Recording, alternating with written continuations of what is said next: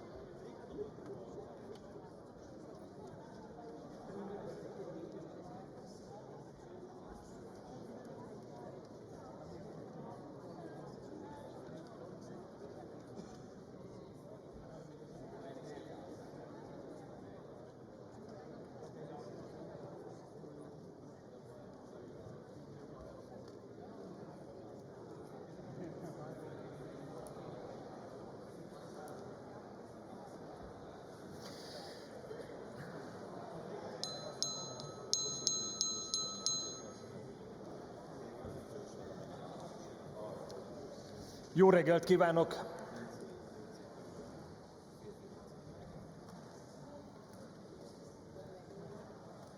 Folytatjuk a COSAC plenáris ülést. Demográfiai kérdésekkel foglalkozunk majd, ami egy mindannyiunkat érintő, stratégiai jelentőségű kérdés. Nagyon helyesen a magyar EU elnökség egyik fontos prioritása is a demográfiai kihívások kezelése. Szeretettel köszöntöm körünkben Koncz Zsófia államtitkár asszonyt, a Kulturális és Innovációs Minisztérium részéről. El kell mondanom, hogy a témakörhöz meghívtuk Dubravka Šuica alelnök asszonyt is, az Európai Bizottság részéről, aki végül lemondta részvételét. Az Európai Bizottság 2023.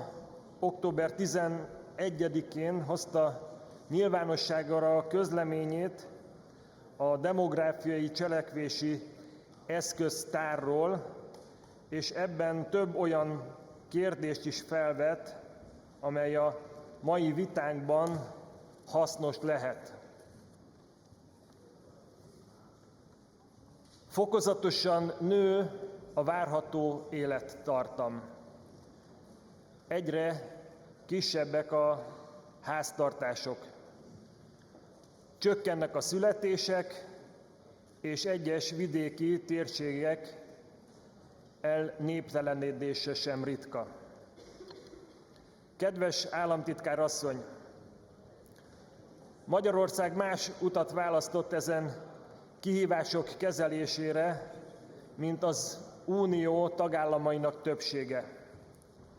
Ezt úgy tudnám röviden jellemezni, hogy migráció helyett családtámogatási rendszer. Kérem államtitkár asszonyt, hogy engedjen bepillantást a jelenlévőknek a magyar családpolitika követhető jó gyakorlataiba. Államtitkár asszonyt illeti a szó, kérem innét a pulpitusról tartsa meg előadását.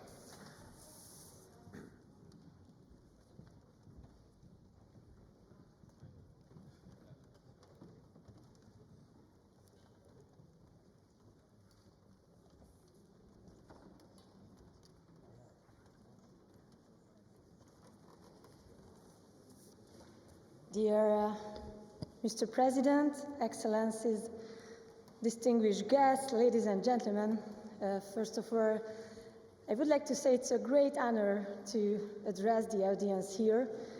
I hope you enjoy your time in Budapest, in our beautiful capital. I would ask would you please raise your hands who are here first time in Hungary? Wow, okay. I hope you enjoy and you will come back. And I also would like to start with that I am also a member of the Hungarian Parliament since 2020. I represent a beautiful region in Hungary, the Tokaj wine region, which is one of the first closed wine regions since 1737 and the World Heritage Site since 2002. So it's a beautiful part of Hungary as well. We have the chocolate capital in Hungary in Szerencs, which is also very nice. So I hope next time you will visit that region as well. And I work as a State Secretary for Family Affairs since 1st of August, which is a great honor to be able to work for Hungarian families now as a mother, expecting my second child. And I am proud to represent Hungary, a country which has made family policy a priority since 2010. During the past decade, we have achieved numerous results which show the effectiveness of our policies that strengthen families as the basis of sustainable demographic development. Hungary's long-standing unfavorable demographic trends are almost connected to disturbances of family functions and values. Restricting the ever-growing negative cycles that result in the population decline is a national and social cause of great importance. It cannot be resolved without strengthening the position of families. Since 2010, the Hungarian government has started to introduce significant changes in family policy, altering its objectives and methods. Hungarian family policy has been based on several basic principles. Firstly, according to the Hungarian government, efficient pro-family policies require a strong financial background. Secondly, governments have to enable young couples to realize their family goals. In Hungary, every research and feedback shows that Hungarian youngsters would like to start a family. Therefore, the government needs to help them in overcoming the difficulties they face. Thirdly, owning a home of an adequate size is a key factor for having children, and for this reason, supporting the housing of young couples planning to have children and families already with children is of high priority. Our measures provide reliable and predictable support in all situations. The goal of our family policy is to form a bridge between generations that can withstand all the challenges of life. Prior to the change of government in 2010, opportunities for young people to have children were particularly limited. Raising a child in Hungary meant rather a financial burden and not a real fulfillment of the dreams of a family. In order to change these unfavorable trends, in 2010, the Hungarian government announced the so-called family-friendly term. The primary objective of the government was, on the one hand, to remove all obstacles that may prevent young people from starting a family, and on the other hand, to restore the prestige of having a family, raising children, and support the approval and actual fulfillment of family values. This is the reason why the government has introduced a number of measures since 2010 to enable having children. The goal of the government to enable people to have as many children as they want in Hungary.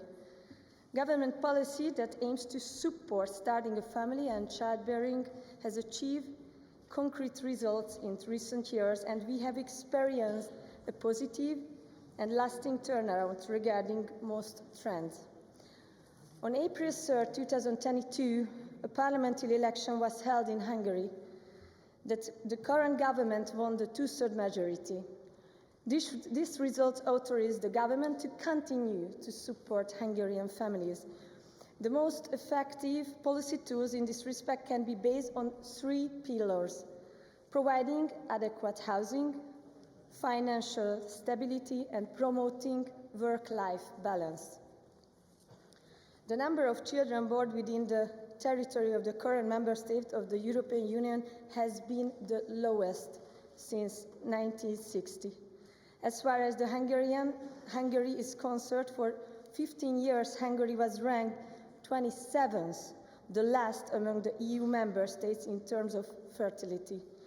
But thanks to the government's family-friendly turn, we have managed to move up to the 6th place.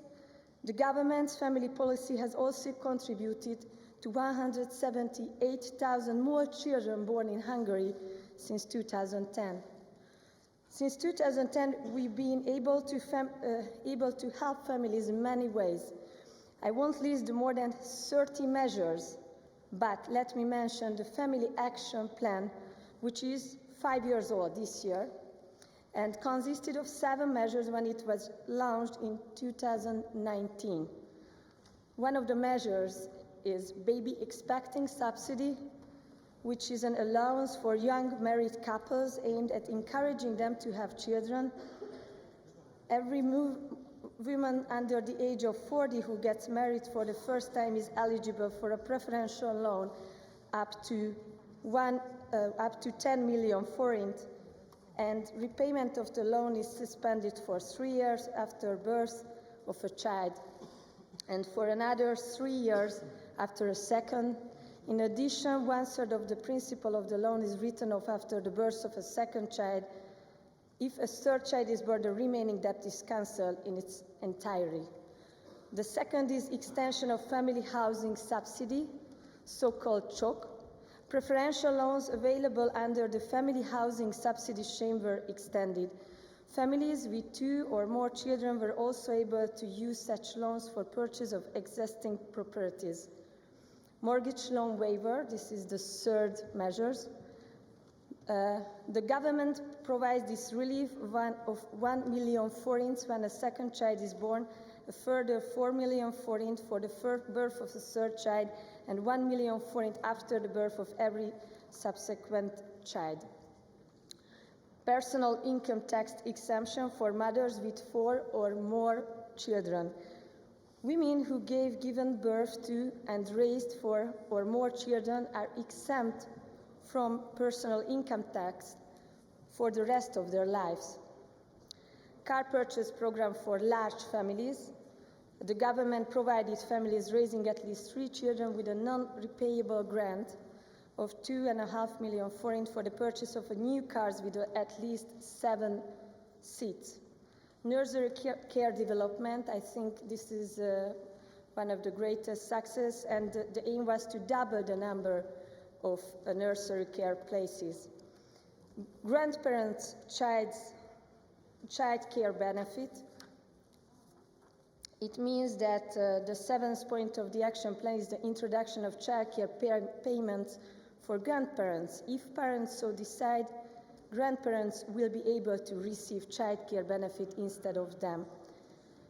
The government is very pleased that we have been able to help hundreds of thousands of families to obtain home or to buy a larger apartment or house through home building subsidies, which as the extension of the family housing subsidy. As I mentioned, this is the CHOK, a rural family housing subsidy, and the baby expecting subsidy. In addition, I would like to mention that the Hungarian nursery development has been a real success story. While in 2010 there were 32,500 nursery places in the country, today there are more than double that number, over 67,000, and thousands of new nursery places are being built across the country. All in all, there are 3.5 times more nurseries today compared to 2010, which is a real help for families. Another unique measure is the provision of free textbooks. In August this year, 13 million textbooks and 70,000 teaching aids were distributed to 1.2 million students in 4,100 schools, a contribution of tens of thousands or even hundreds of thousands forints. We are proud of our Elizabeth camps, which this summer alone have attracted over 40,000 people at a symbolic price of just 1,000 forint, around more than €2.5. With free travel, an important measure to help young people is the exemption from income tax for people under 25 years of age since 2022. Furthermore, I wish to mention that mothers under the age of 30 are also exempt from personal income tax. I must also highlight the unique Hungarian energy protection and subsidies, thanks to which the Hungarian people have been paying the lowest electricity and gas prices in the European Union for more than 10 years. In family policy, we also think that in terms of generations, so we are trying to help grandparents and older people as well, who are also laying the foundations for the future of their children and grandchildren. Let me mention, as already I mentioned, the grandparents' childcare benefit and the Women 40 measures, and also there is a great program, so-called Caring Watch program. Is an initiative of the Hungarian government for persons above 65. The program has saved lives of more than 22,000 elderly persons so far. During our EU presidency, we give priority to issue of work-life balance. We Hungarians have made extraordinary progress regarding women's employment since 2010. The employment rate of mothers aged 25 to 49 with a young child under 3 years is steadily rising from 66% in 2010 to 78% in 2023, 12% increase. Hungary has had the 7th best rate in the EU. These few examples illustrate that Hungary provides a wide range of support for families, all of which are important to us, from the youngest to the oldest.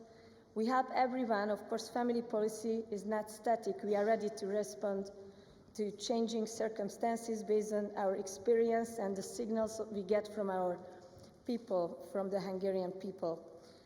We have recently announced that from 1st of September we are able to offer a subsidy for nursery fees again, and because of the conditions we provide it in rural areas, and parents of children attending municipal nurseries can now also benefit from this subsidy, which is great. And from 1st of October, tens of thousands of small taxpayers and small farmers will have easier access to state subsidies schemes.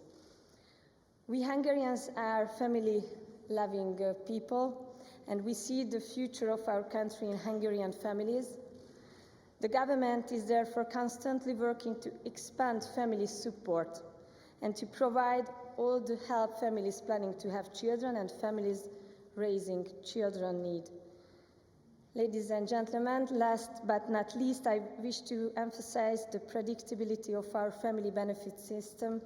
In general, in 2023, the Hungarian government spent 3.5 times more on supporting families than in 2010. The measures and results presented are part of a long-term commitment of the Hungarian government to keep family policy at the center of its vision for the future. Our attitude is that spending on families is an investment in our future. Therefore, our aim is to continue to build a family-friendly country and provide all possible support for sustainable demographic development. Providing support for Hungarian families is crucial for the Hungarian government, so this issue is central in our new economic policy as well. Looking ahead to 2026, we will double the rate of family tax allowance in 2 steps. With these measures, our goal is to improve the situation to the Hungarian families.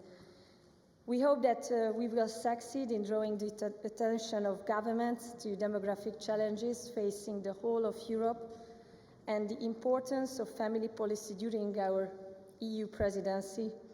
Hungary is ready to listen to everyone and is prepared to share its own experiences because we believe that the European Union can only be strong and successful if it's made up of strong families.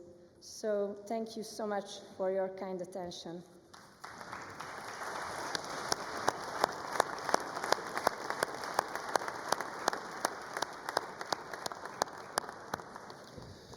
Nagyon szépen köszönjük Koncz Zsófia államtitkár asszony előadását, és gratulálunk az elért eredményekhez.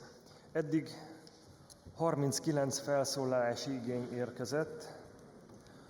A felszólalásokra továbbra is 90 másodperc, azaz másfél perc áll majd rendelkezésre. Kérem Önöket, hogy a tegnapi gyakorlatnak megfelelően legyenek tekintettel erre az időkeretre. Elsőként majd most is a trojka tagok kapnak majd szót. Ennek megfelelően Peter de Ruwer úr, a belga képviselőház elnöke, delegációvezető úrnak adom át a szót, megvárjuk, amíg felrakja a mikrofonját. Parancsoljon!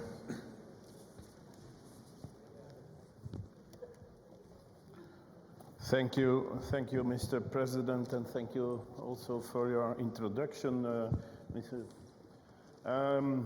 The demographic challenges are a very legitimate concern, we think. Solution to that should involve, as also stated in the proposals made by the Conference of the Future of Europe, a comprehensive action aimed at all generations, from children and young people to families, to the working age population, to older persons who are still prepared to work, as well as those in retirement or need of care.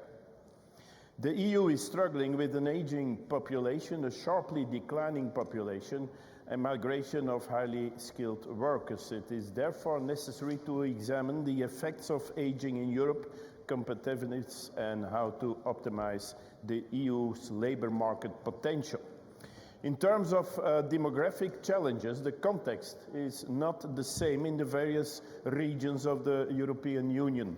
And the demographic context in, for instance, Central Europe is not the same as it is in Western Europe. So in this area, too, it is not possible to achieve a one-fit-all solution. And for that reason, we believe it is important for each member state to retain its own autonomy to set up its own initiatives. Thank you very much.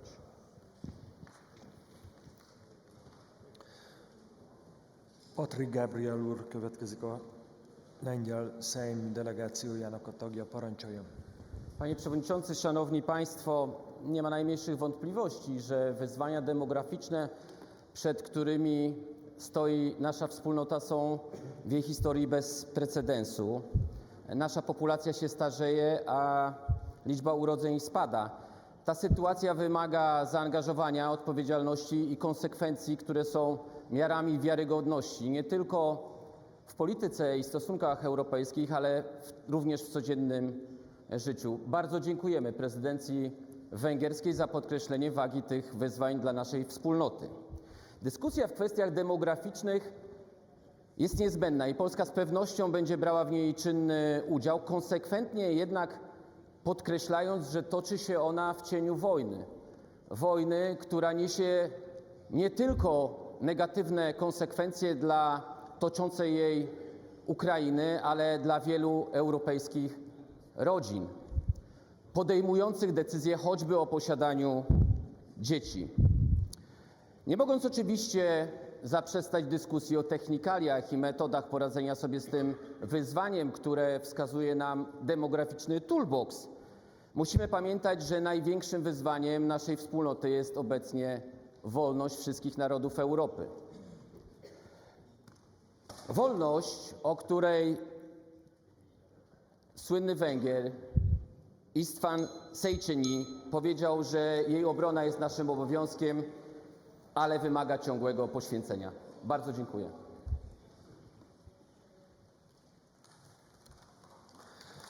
Az Európai Parlament delegációs tagja Romana Tomc asszony következik. Parancsoljon, önt illeti a szó. Honorable President, dear colleagues, dear members of the European Parliament and all the others, demography is the key issue that will define our future. It goes beyond simply counting people. It is about understanding how our families are evolving, changing, and what that means for society at large. The issue of demography is at utmost importance for our future. Our economy's health, community stability, and the well-being of our nations depend on how we encourage and support family life, from parental leave and accessibility of quality and affordable childcare to incentives for higher birth rates and support for young families in solving their housing issue. These policies are crucial for addressing the demographic challenges as we face. Amid ongoing global and local challenges, it is important that family policies and demographic questions are not pushed to the margins of our priorities, which sometimes are. The long-term nature of these challenges demands our immediate action, our commitment, and our immediate action.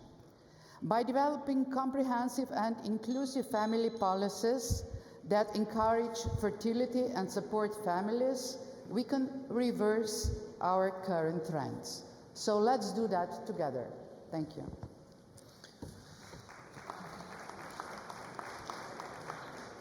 Köszönjük szépen, most pedig Juhász Hajnalka következik, a magyar delegáció tagja.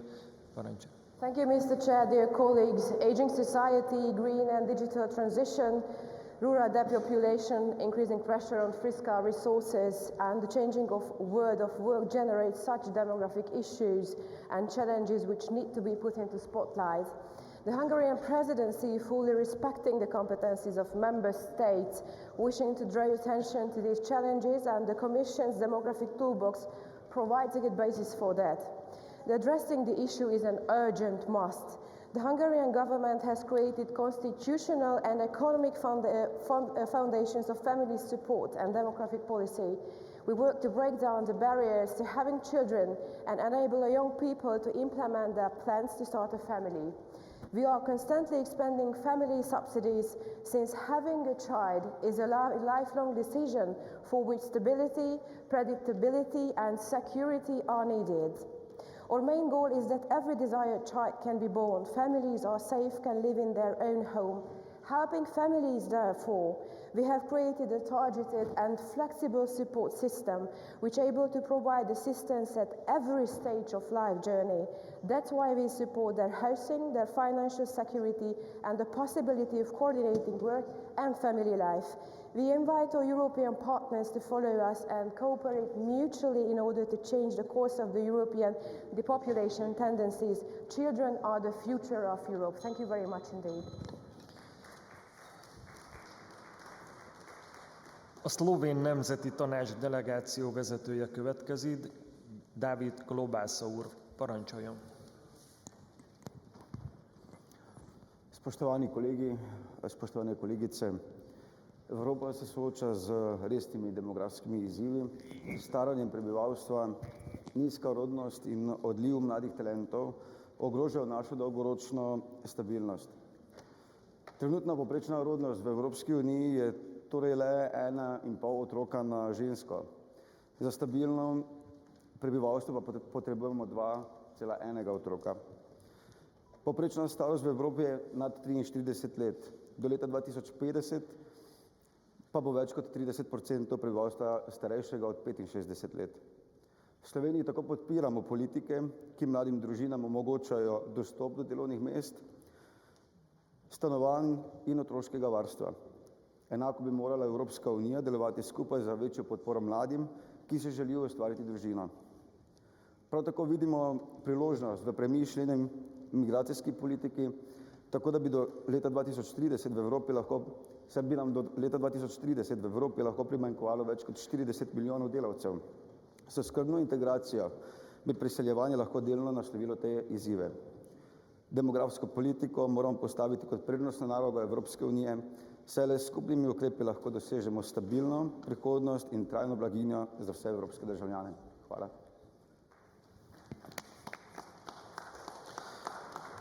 Most pedig Gabriela Cretu asszony, a román szenátus delegáció vezetője következik, parancsoljon. Thank you, President. Colleagues, current demographic trends are seen as a tragedy. They are not for everybody. Youth everlasting and life without end represents a universal dream. Living longer, this dream comes true. Deciding when and how many children to have, it was a right families have for long fought for. Such a height constrained mobility within EU was a nightmare, not a dream, for some member states which lost in peace conditions around 20% of their skilled active population when other member states receive valuable human resources. No doubt, it is a challenge to organize society in a functional manner in the new situation. Low natality is a sign of a deep societal crisis. If economic crisis, dealing with inequality and declaring housing a human right, it is compulsory. If technological disruptions, we must pay attention that robots replace humans without due contributions to social systems. If virtual relations are preferred to making a family, it is a change in human behaviors dangerous for the future of humanity. However, seeing the easiness in fueling killing wars, the level of unemployment, the number of needs young people, I cannot help myself to notice a bit of hypocrisy in our complaining about demography. Thank you. A cseh szenátus delegációjának vezetője, Adéla Sipová asszony következik. Parancsoljon. Dear Mr. Chairman, honorable colleagues, thank you very much for the possibility to speak to you. As a mother to 4 daughters and 1 son myself, I believe I can understand the reasons why some women do not give birth to more children. Those reasons are, in particular, many fears and inequalities in society. Women's education in Europe has increased recently, and that's good, we need that. Yet, for young people, uncertainties remain about getting housing, kindergartens, as well as secure and sustainable future. At the same time, young people, and especially women, are not confident that they will keep their good jobs. The economic future of mothers is still too dependent on the stability of the partnership. In the Czech Republic, the problem is also that the gender pay gap is 18% at this moment. The problem is clear. It is still the gender inequality. It is absolutely essential to talk about demographic challenges without populism if we really want to solve it and help our young people.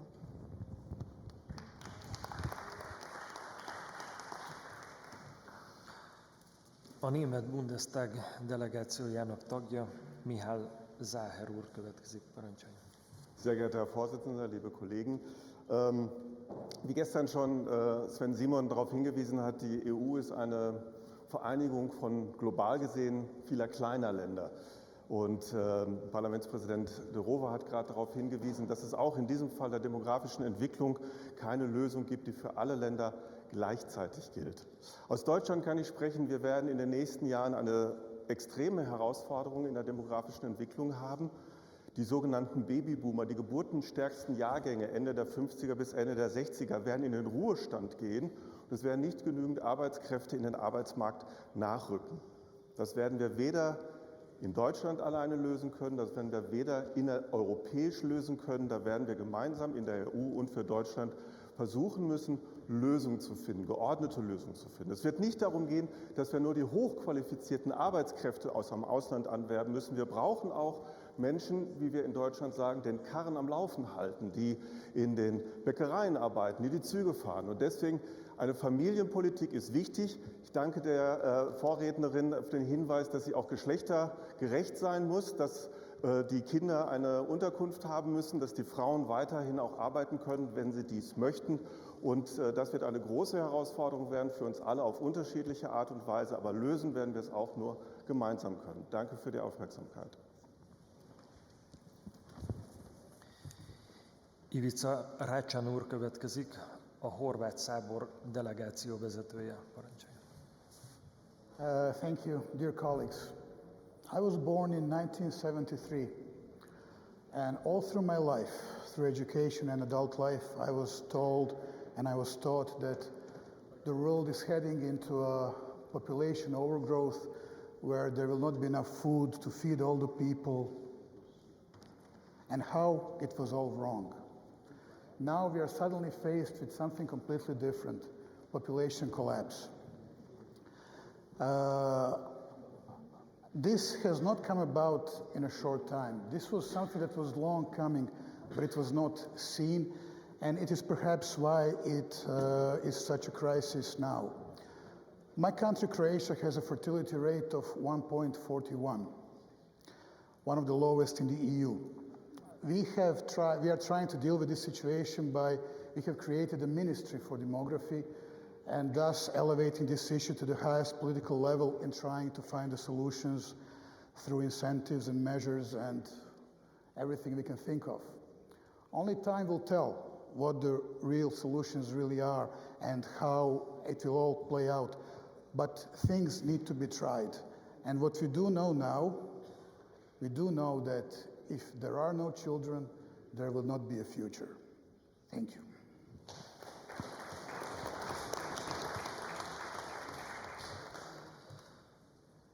Az olasz szenátus delegációs tagja következik, Cinzia Pellegrino asszony, parancsolja. Presidente, colleghi, secondo il rapporto di Eurostat 2024, Demography of Europe, registriamo un calo significativo del tasso di natalità dell'UE, passato dal 10,6 per 1000 del 2008 all'8,5 del 2022. Esistono fattori economici come l'instabilità lavorativa, l'uscita tardiva dal precariato e l'alto costo della vita e dei figli.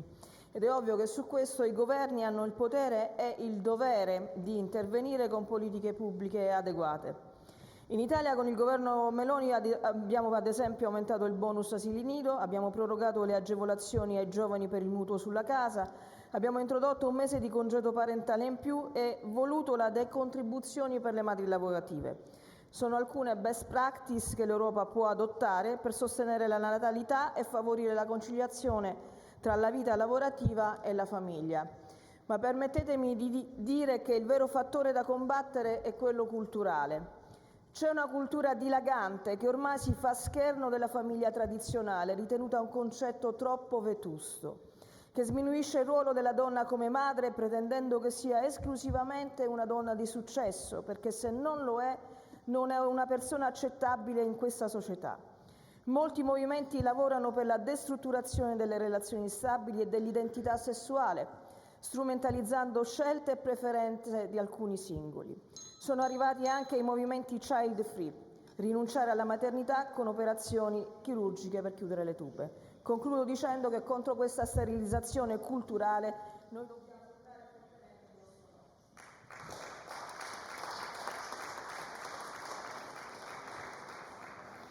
Ana Mendes Godinho asszony következik, a portugál delegáció tagja, parancsolja.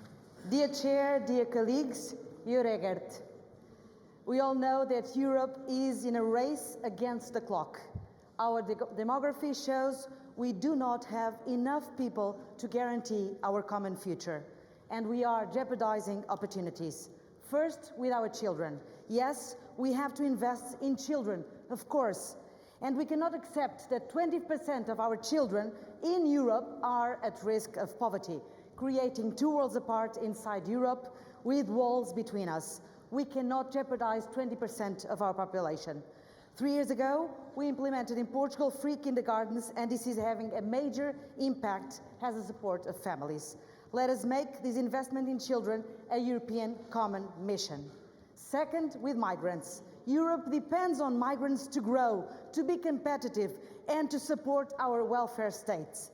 In Portugal, migrants pay 7 times plus to Social Security than what they receive.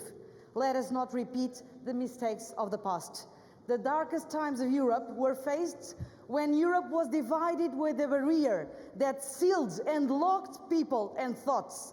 We don't want a new wall that blocks people and freezes people. We were against the old Iron Curtain. We must be together to fight against new Iron Curtains.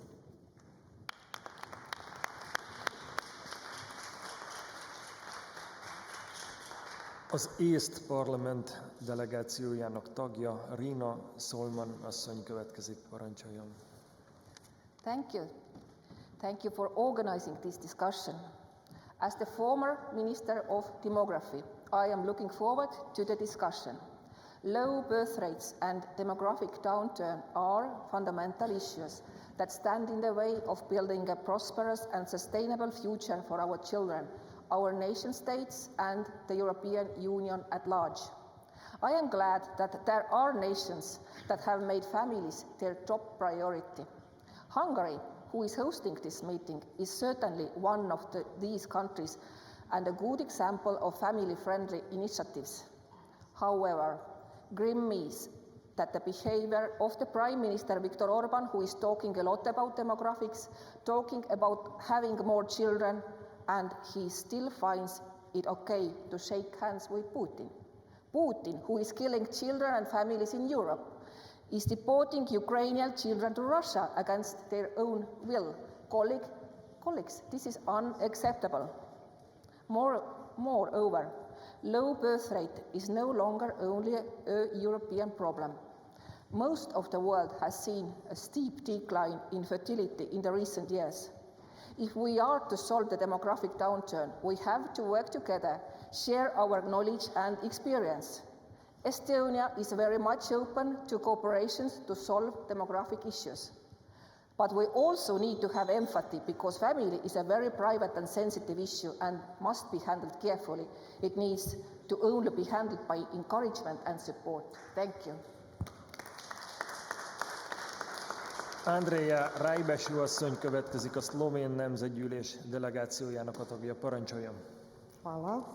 Slovenija se sooča z demografskimi izzivi, ki jih delno deli z drugimi evropskimi državami, a ima tudi svoje specifične značilnosti, kot so visoka stopnja izseljevanja mladih, izobraženih ljudi, ki iščejo boljše zaposlitve v tujini, ima manjši delež priseljencev, kar vpliva na dinamiko integracije priseljencev, visoko stopnjo lastništva nepremičnin med starejšim prebivalstvom, kar otežuje dostop mladim do stanovanj, in pa tudi geografska koncentracija prebivalstva je večinoma osredotočena okoli večjih mest. Naštela bom nekaj ukrepov, ki jih Slovenija izvaja. Finančne spodbude, kot so otroški dodatki, starševski dopust, enkratni dodatki ob rojstvu otroka, subvencioniranje varstva otrok, torej v vrtcih, prožna oblika dela, torej skrajšan delovni čas, delo od doma, subvencioniranje za najemnine, predvsem za mlade družine. Imamo razvit sistem dolgotrajne oskrbe, ki vključuje tako institucionalno oskrbo kot pomoč na domu za starejše. Potem pa imamo tudi program, ki spodbuja prihod kvalificiranih delavcev iz tujine, da bi zapolnili pomanjkanje delovne sile v določenih sektorjih. Imamo seveda še tudi marsikaj drugega. Prihodnost demografskih trendov v Evropi torej prinaša tako izzive kot tudi priložnosti. S pravilno kombinacijo tehnoloških inovacij, migracijskih politik, družinskih spodbud in sodelovanja med državami članicami lahko Evropa učinkovito naslovi demografske izzive.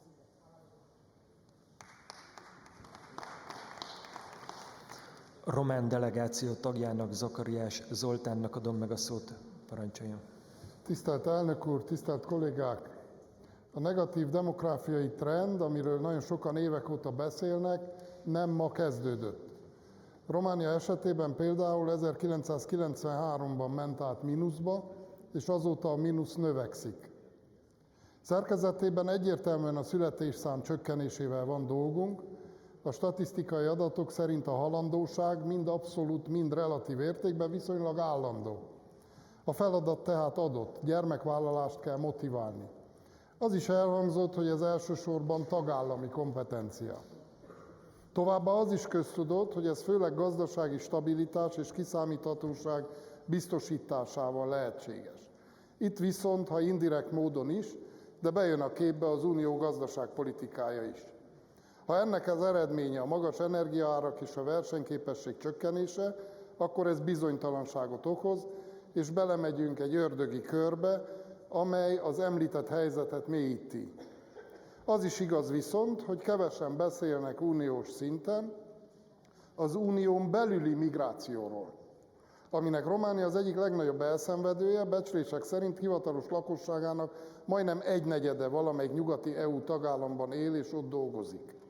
Azt gondolom, hogy ezt a kérdést is fel kell venni tárgyalások listájára, még ha jelen pillanatban akár csak az érintett államokkal való kétoldali kapcsolatok szintjén is.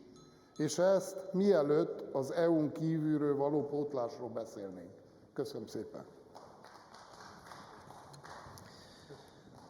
Most pedig Milagros Marcos Ortega asszony következik, a spanyol képviselőház delegációjának tagja.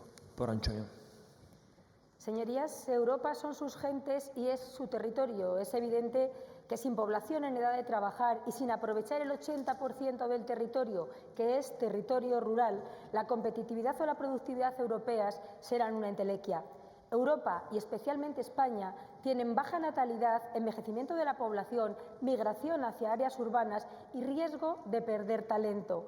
Implementar la caja de herramientas propuesta por la presidenta von der Leyen, políticas de familia, de vivienda, apoyo a jóvenes o migración regular basada en contratos de mano de obra en origen son imprescindibles, pero hay otras que proponemos valorar. En primer lugar, aprovechar el próximo marco financiero plurianual y los fondos Next Generation que no se están ejecutando para impulsar y proteger especialmente aquellos sectores verdaderamente estratégicos para nuestra autonomía, como el agua, la energía o la alimentación, y especialmente aquellos que generan empleo en el mundo rural, como la agricultura, la ganadería, la pesca o la alimentación también, incluyendo el sector forestal. Permitir, en segundo lugar, financiación excepcional para la implementación y funcionamiento de empresas en zonas en riesgo de despoblación y no solo en aquellas que ya están despobladas. Y exigir, finalmente, que cada norma que se apruebe en Europa lleve asociado un análisis de su impacto en el mundo rural y en estos sectores tan estratégicos, porque no habrá competitividad si la limitamos con medidas ideológicas aplicadas con prisas y sin valorar el impacto económico, social o ambiental, no solo en Europa, sino en el marco mundial en el que Europa compite. Sin población activa dependeremos de otros países, incluso para lo más esencial. Leonid Jurkovszky úr következik a svéd parlament delegációjából, parancsoljon. Thank you, Mr. President. Friends of Europe, our countries are united by a shared commitment towards a more prosperous continent, but we all face a common threat in the form of demographic decline. Sweden is unfortunately no exception. Despite our quite ambitious efforts toward family-friendly policies and gender equality, we recently witnessed the lowest birth rates in recorded history, which is also why I want to express my gratitude towards the Hungarian presidency for bringing this issue to the table. As a representative for Sweden's only nationalistic party in parliament, and may I add, the largest party in the current government cooperation, I can confidently state that migration from outside the EU is not a sustainable solution. It is perhaps the only thing more detrimental than the demographic decline itself. For those delegates here today that may not yet be aware of our situation, allow me to clarify. With mass migration, we increase the population, yes, but in doing so, we sacrificed welfare, safety, and unity for our people. Of course, all of this without remotely addressing the root cause for people migrating in the first place. This is not how you build a family-friendly society. Thus, my invitation to all member states of the EU, let us stand on the side of families, let us dare to envision a more hopeful future, but let Sweden be a warning. Do not repeat our mistakes. Filippo Skerra úr következik, az olasz képviselőház delegációjának a tagja, parancsoljon. Grazie Presidente. Strettamente legata alla demografia c'è il fenomeno dei flussi migratori. Noi pensiamo che l'Unione Europea lo stia affrontando in maniera sbagliata, accettando anche un modello proposto dallo stesso governo italiano che prima parlava di blocco navale, adesso parla di esempio di un protocollo fra Italia e Albania, basato semplicemente sul trasferimento di alcuni migranti, pochissimi, dall'Italia all'Albania. Non è questo il metodo per risolvere un fenomeno che è un fenomeno globale, un fenomeno che non si può arginare, ma che l'Unione Europea deve governare. E come può governarlo? Può governarlo solo se c'è una condivisione degli sforzi fra i vari Stati europei. Ciò significa una redistribuzione obbligatoria e automatica fra i vari Stati europei. Questa è l'unica soluzione, per questo noi pensiamo che bisogna rivedere il patto sulla migrazione e l'asilo. Solo in questo modo l'integrazione europea ha un vero valore anche dal punto di vista della gestione dei flussi migratori. Grazie.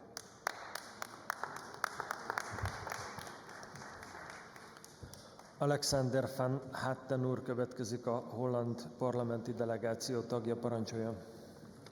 Dank u, voorzitter. Op initiatief van het Nederlandse parlement heeft de Staatscommissie Demografische Ontwikkelingen 2050 uitgebreid onderzoek gedaan naar de effecten van demografische ontwikkelingen op Nederland. Dit jaar hebben zij het rapport Gematigde Groei gepresenteerd.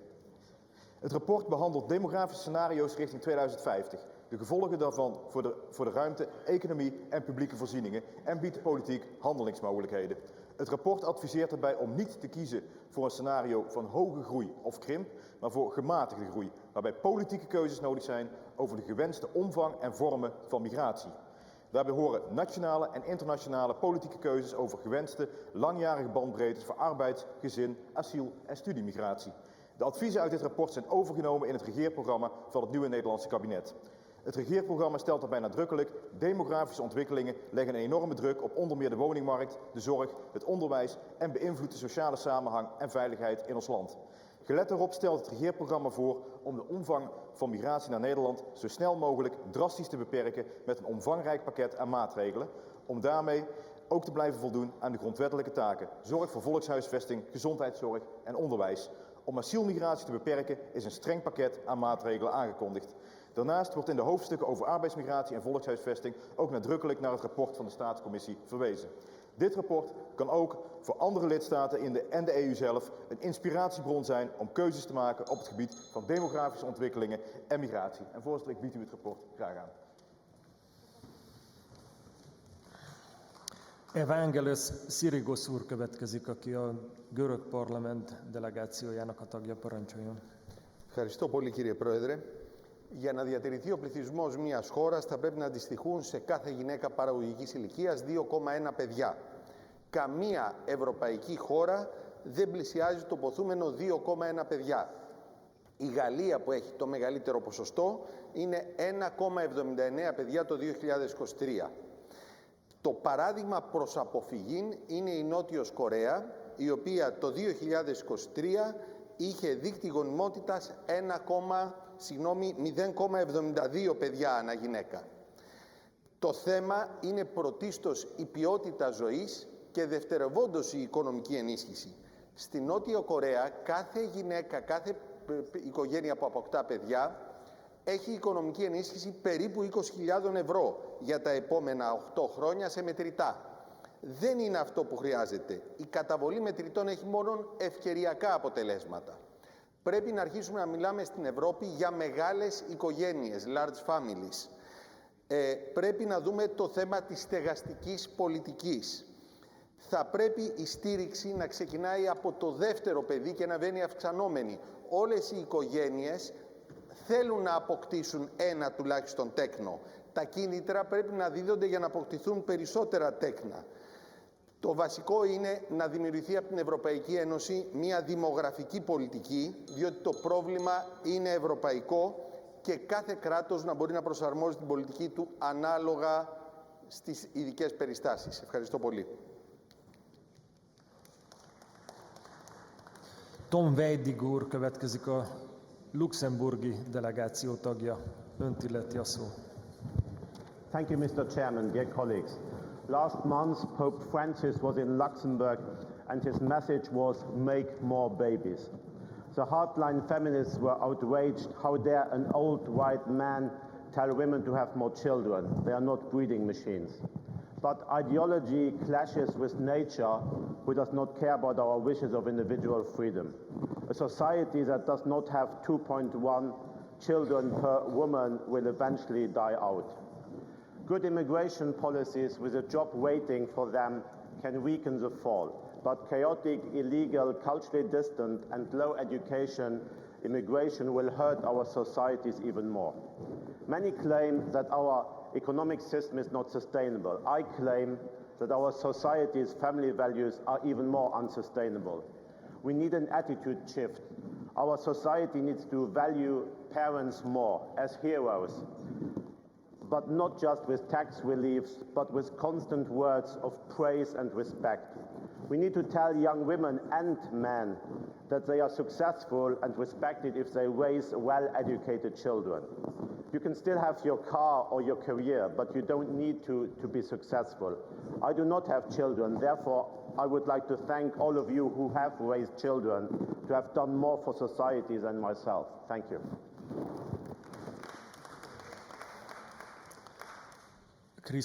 Krisztó úr következik a ciprusi parlament delegációjából. Parancsoljon. Κύριε Πρόεδρε, αγαπητοί συνέδροι, το δημογραφικό είναι ίσως το μεγαλύτερο πρόβλημα που αντιμετωπίζει η Ευρώπη. Οι αριθμοί είναι αμήλικτοι, προδιαγράφοντας ένα αβέβαιο μέλλον για την Ήπειρό μας. Ο δείκτης γεννήσεων είναι κοντά στο 1,5 ανά γυναίκα, στοιχείο που δείχνει ότι δεν καλύπτεται ο απαραίτητος αριθμός για αναπλήρωση του πληθυσμού. Το δημογραφικό χαρακτηρίζεται από 3 πυλώνες: το δείκτη γεννήσεων, τη γύρανση πληθυσμού και τις μεταναστευτικές ροές. Και στους 3 πυλώνες, οι δείκτες για τη χώρα μου, την Κύπρο, έχουν αρνητικό πρόσημο. Και αυτό καθιστά το ζήτημα της δημογραφικής αλλίωσης ως προτεραιότητα για την αντιμετώπιση του.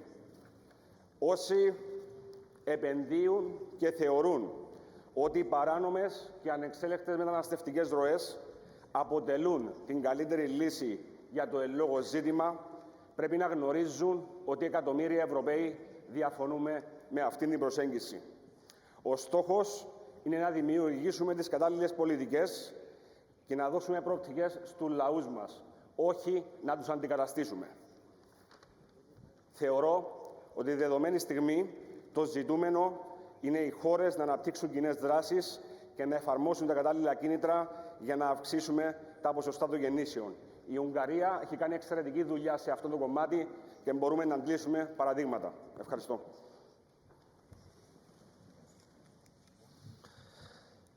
Száritánus asszony következik, a Finn delegáció tagja. Hyvät kuulijat, Suomessa syntyvyyden lasku on Euroopan dramaattisinta. Viime vuonna Suomessa syntyi vain 43 400 lasta. Kokonaishedelmällisyys oli vain 1,26. Se on alhaisin ikinä tilastoitu luku. Enemmistö suomalaisista kuitenkin haluaa lapsia, mutta he eivät saa sitä lapsilukua, jota toivoisivat. 2 lasta. 3 lasta tai enemmän toivoo joka 3. nainen. Miksi toivottua lapsimäärää ei saada? Iso syy on se, että lasten suunnittelu ja lasten yrittäminen jätetään aivan liian myöhäiseen ikään. Gynekologina voin sanoa, monet eivät tiedä, että naisen hedelmällisyys on korkeimmillaan jo noin 24-vuotiaana, mutta alkaa selvästi laskea jo 31. ikävuoden jälkeen. Jotta toivottu lapsiluku voidaan saada, lapsia pitää ruveta yrittämään aikaisemmin, reilusti alle 30-vuotiaana. Tästä täytyy puhua paljon enemmän nuorten kanssa ja rohkaista heitä tavoittelemaan unelmiaan. Tutkimusprofessori Anna Rotkirch julkaisi juuri selvityksen syntyvyyden laskusta Suomessa ja esitti 20 ehdotusta lapsitoiveiden toteuttamiseksi. Hän ehdottaa myös tuntuvia taloudellisia kannustimia ensimmäisen lapsen saamiseksi alle 30-vuotiaana. Me tiedämme, unelmien toteuttamiseksi monia keinoja on otettava käyttöön.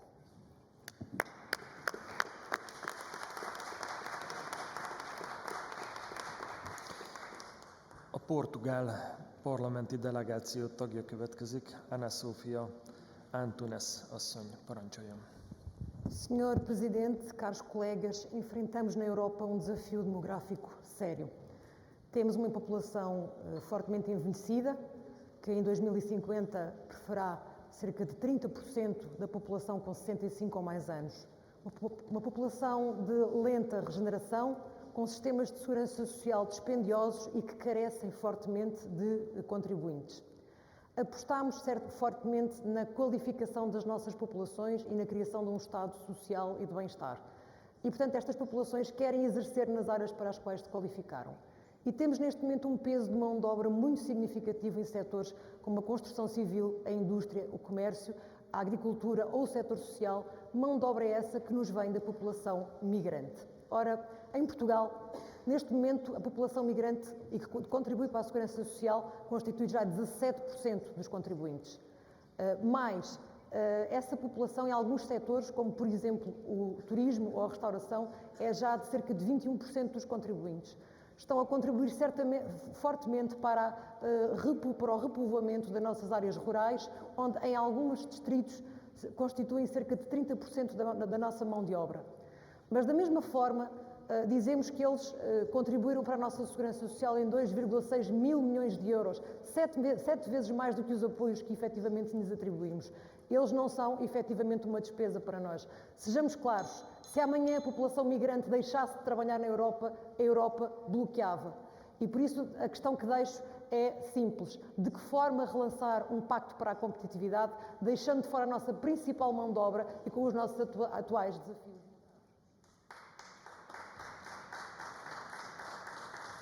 Vicente Montalves Aguillom úr következik, a spanyol törvényhozás delegációjának tagja. Gracias, presidente. La demografía europea enfrenta un gran desafío debido a la baja natalidad y el envejecimiento de su población. Con una media de 1,46 hijos por mujer en 2022, Europa está lejos del índice de reemplazo de 2,1 hijos necesarios para estabilizar la población. Desde 2012, las muertes superan a los nacimientos. Sin la migración, nuestra población ya habría comenzado a reducirse. A partir de 2025 se proyecta una disminución gradual de la población activa en toda la Unión Europea, con una pérdida estimada de hasta 30 millones de personas en edad laboral en las próximas décadas. Esto implica que de aquí a unos años la población jubilada aumentará en un 35%, mientras la fuerza laboral disminuirá drásticamente, afectando la sostenibilidad del bienestar y el crecimiento económico. Señorías, nuestra sociedad envejece y los migrantes compensan esa falta de hijos y nietos que no tenemos. La inmigración no es solo una cuestión de humanidad, es vital para nuestras economías y la sostenibilidad de los servicios públicos. Sin ellos, ¿quién cuidaría de nuestros mayores y niños? ¿Quién mantendría en funcionamiento los servicios esenciales, especialmente el sanitario? A lo largo de la historia, las migraciones han impulsado el desarrollo de las naciones, mientras que el odio y la xenofobia han sido destructivas. Una política migratoria inclusiva y bien gestionada no solo es ética, sino crucial para nuestra prosperidad y estabilidad. No dejemos que algunos conviertan la solución en el problema. Muchas gracias. Vladimir Zelinski úr következik, a Cseh képviselőház delegációjának a tagja. Önt illeti a szó. Vážený pane předsedající, vážené dámy a pánové, dovolte, abych upozornil na fenomén poklesu fertility téměř ve všech zemích Evropské unie, který se objevil v roce 2022 a přetrvává dle posledních šetření i v tomto roce, kdy došlo k jejímu poklesu z hodnoty 1,53 v roce 2021 na hodnotu necelých 1,4 v roce 2023. Měli bychom vzít v úvahu tyto příčinné možnosti: pandemie covidu, vakcinace proti covidu a socioekonomické vlivy a pokusit se o jasnou identifikaci příčiny. Žádný stát Evropské unie nedosahuje hodnoty fertility 2,1, která zabezpečuje prostou reprodukci populace. Vymírání původní populace EU je řešeno migrací, z podstatné části nelegální. Jakýkoliv systém, který nedokáže zajistit reprodukci výkonných prvků systému a nedokáže účinně kontrolovat polopropustnou bariéru, tedy své hranice, která ho odděluje od okolí tak, aby zamezil přijetí těch složek, které narušují zásadním způsobem jeho integritu, tedy mám na mysli ilegální migraci a multigenderové teorie, je odsouzen dříve či později k zániku nebo hluboké transformaci. Bohužel se to netýká jenom Evropské unie, ale i celé západní civilizace a tím i jeho jednotlivých států a národů. Děkuji za pozornost. A luxemburgi parlament delegációs tagja következik, Frank Fayot úr, parancsoljon. Good morning, colleagues. I am a father of 4, and I therefore make up here for my colleague who has no children. Even as a big believer in doing something about the demographic in Europe, I cannot fail but notice a certain paradox in complaining about the demographic decline of Europe and its implications for our competitiveness, while at the same time talking up a migrant crisis requiring us to build a wall around Europe and shipping illegal migrants to third country hubs.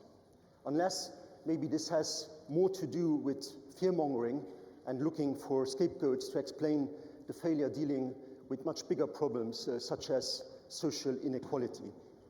Where it becomes a little bit hypocritical is when at the same time the very countries that advocate the most restrictive policies, immigration policies, and Hungary is a case in point, invite hundreds of thousands of Asian workers to staff their car and electric battery factories. Of course, we have to show solidarity with those European countries that are most exposed to the arrival of migrants. But, colleagues, if we want to tackle the negative demographic trend which Europe is facing, we should also do a much better job at welcoming and integrating migrants in our societies and looking at this as an opportunity rather than a crisis.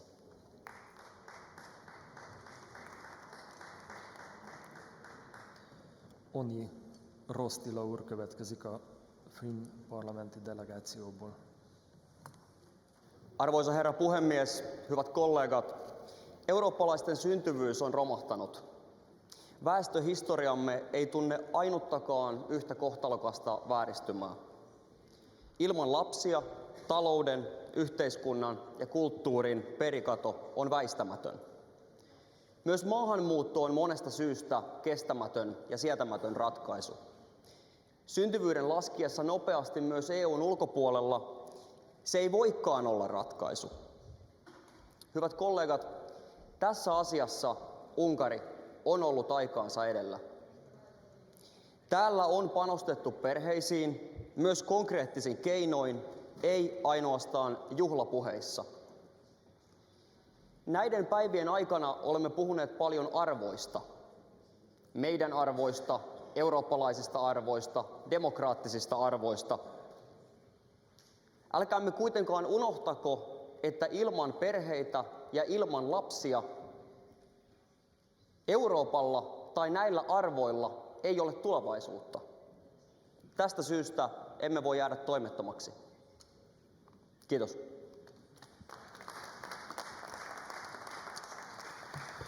Én is köszönöm. Anna Jakovjevics asszony következik a Szerb Nemzetgyűlés delegációjából. Parancsoljon. Ladies and gentlemen, thank you for the opportunity to speak today on a topic that is increasingly defining the future of Europe and its regions. As we already heard, Europe is undergoing profound demographic changes characterized by an aged population, declined birth rates, and increasing migrations. European governments are implementing a range of responses to address these demographic shifts.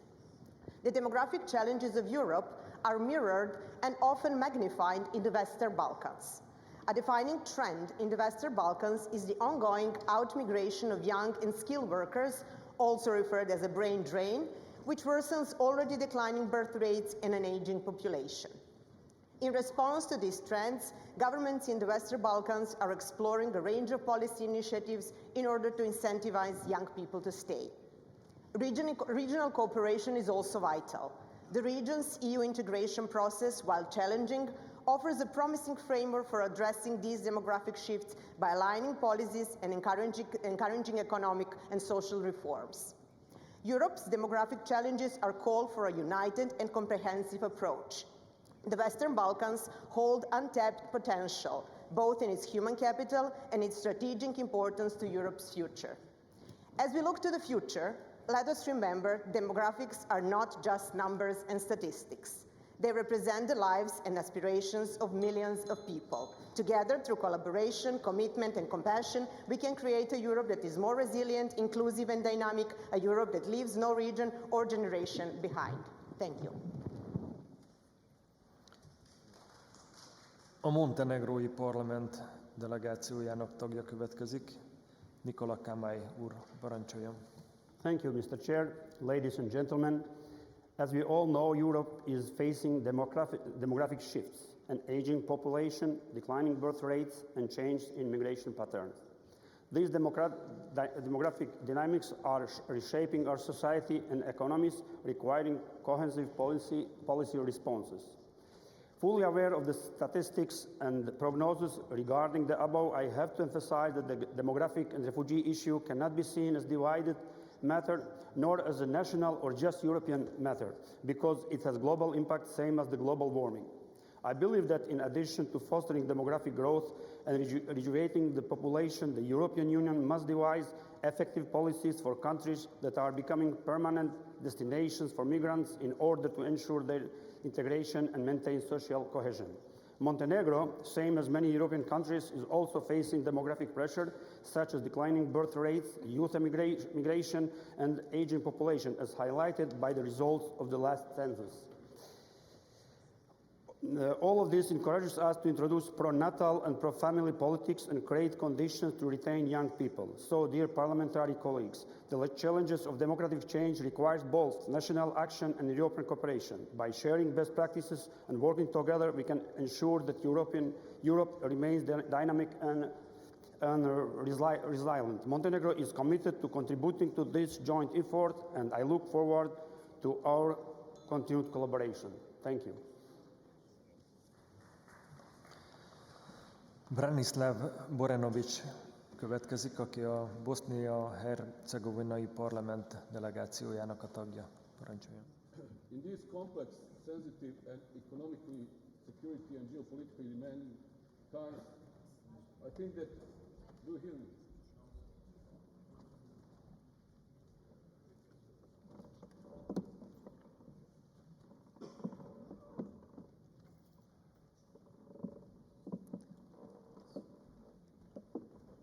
Egy kis türelmet kérünk, visszük a mobil mikrofont.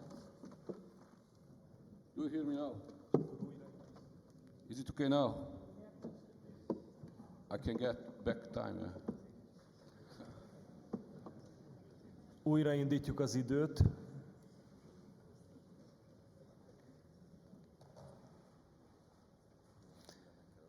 Parancsoljon. Okay. In these complex, sensitive, and economically, security, and geopolitically demanding times, I think that the most important, necessary, and priority for Western European civilization is solving the demographic challenges. Yes, it is, as we already heard, a dominant issue at the national level, but better coordination, cooperation, and exchange of past and successful experience at the European level is also needed. For us who come from the areas of the Western Balkans, especially us from Bosnia and Herzegovina, demography is a question of all issues, not in the next 4 years, but in the next 40 years. Aging, low fertility, metropolization, rural area depopulation, small town decline, work-life balance, infertility, empty schools, pension system sustainability, and higher taxes are the key demography challenges. And what are the measures and policies? Demography is an absolute priority. Demography recession is worse than economic recession. This issue needs to be addressed by presidents and prime ministers. We need to think and work actively about this nowadays and long term as well. We need family and children-friendly taxation, incentives, housing, but also we need family and children-friendly TV content and positive school content, kindergartens, free IVF treatments, work-life balance for working mothers. All these demographic incentives, contributions, support are the real and needed investments in the future and survival of this civilization. Most pedig az albán parlament delegációjának a tagja következik. Etienne Jaffay úr, parancsoljon. Thank you, Mr. President. Esteemed colleagues, I think we have to be very clear on one issue, that illegal migration and demographic long-term development and sustainability of countries and economies are two very different issues. I fully agree with our colleague from Luxembourg who brought this before, because this is something that has happened historically in the west of Europe, and it's a problem that right now it's plaguing at the utmost the east and the south. All the other times the west, the developed countries, have imported labor and highly skilled labor from Eastern Europe, Central Europe, and the Western Balkans. But as now the need and necessity of the Western economies is unprecedented in terms of numerical numbers, of course, the South and the East are under very, very hard duress. You heard my colleagues from the Western Balkans speak about this and address it earlier. This is creating a long-term development issue for us. For Albania, it has cost us over the past 12 years a fourth of our population. And this is a loss for education systems, healthcare systems, pension funds, and of course, social welfare systems. So in terms for us to not postpone a time bomb and postpone a problem, we need to have a holistic approach, and we need to understand that there needs to be a joint and collective addressing of this problem, so that then in the future we can help countries that are neighbors and countries that eventually will become European members develop a workforce that is sustainable and that is enforcing and bringing forward economic growth. We don't need a miracle cure. Thank you. A svájci Nemzeti Tanács delegációjának a tagja következik, Hans-Peter Portmann úr, parancsoljon. Herr Vorsitzender, geschätzte Miteuropäerinnen und Miteuropäer, auch für die Schweiz ist der Trend, der demografische und aber auch die EU-Erweiterungen eine große, substanzielle Herausforderung. Sind wir doch Teil des Arbeitsmarkt-Personenfreizügigkeitsabkommens. Und wenn Sie sich das vorstellen, mit 9 Millionen Einwohnern haben wir bei uns über 40% sehr willkommene ausländische Gäste und davon sind über 80% EU-Bürgerinnen und EU-Bürger.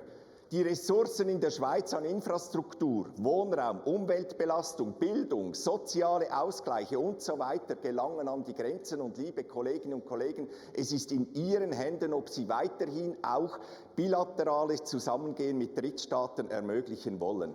Ich erinnere Sie daran, der verstorbene Jacques Delors hat seine Vision eines Europas einmal wie folgt gesagt: Wettbewerb, der stimuliert, Zusammenarbeit, die stärkt, Solidarität, die eint. Aber meine Damen und Herren, Zusammenarbeit kann nur gestärkt werden, wenn man Platz schafft für die traditionellen und gesellschaftlichen Eigenheiten einer Nationalstaaten. Solidarität kann nur geeint werden, wenn man für sich selber nicht in Anspruch nimmt, nur sein eigenes Bild eines funktionierenden Kontinentes sei das Richtige. Und zuletzt Solidarität kann nur geeint,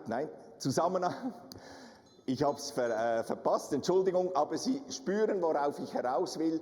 Wir brauchen hier individuelle Lösungen für jedes einzelne Land. Wir können nicht alles über den gleichen Leist schlagen. Herzlichen Dank.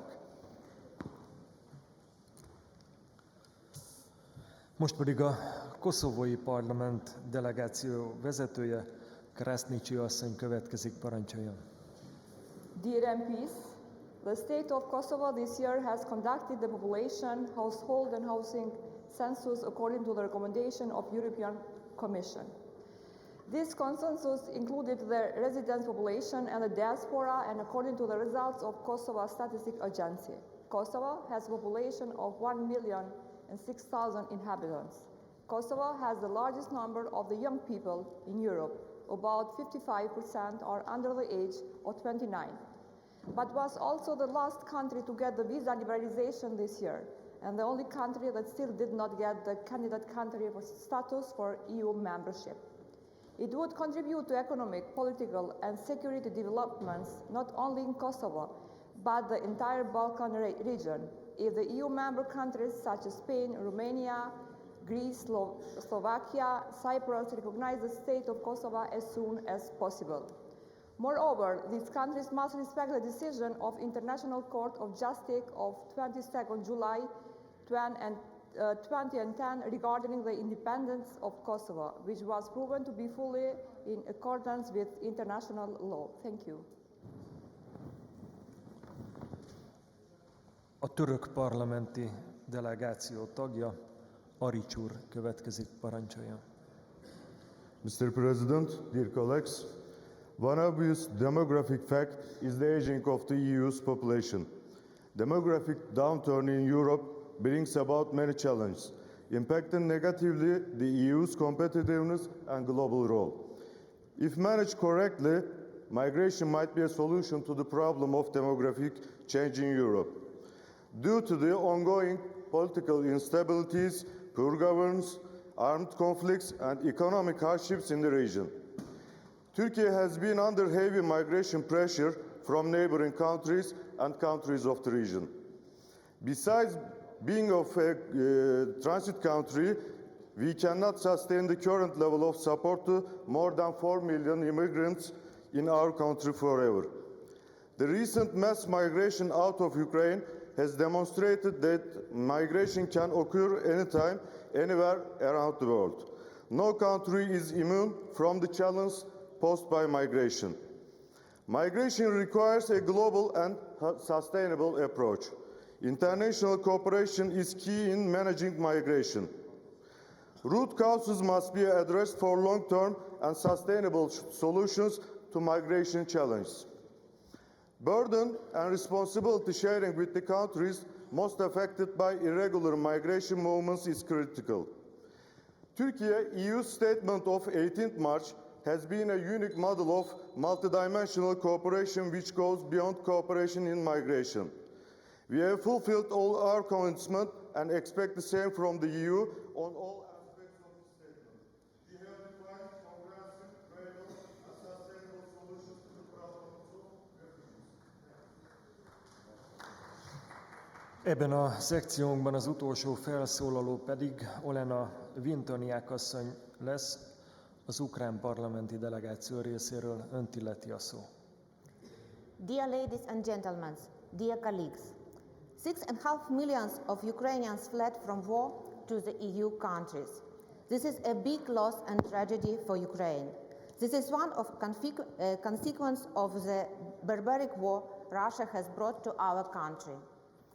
We are grateful to all those countries who sheltered our people, opened their houses, offered jobs, shelter, financial allowance to those in need.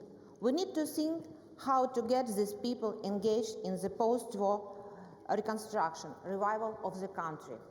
We hope that with the help of EU and the member states, we will motivate those who left the country to contribute its revival. And last but not least, daily missile and drone attacks on Ukraine's energy infrastructure leads to further depopulation of Ukrainian cities. Help us to protect our cities, our critical infrastructure. Give us means to counter this terrible attack.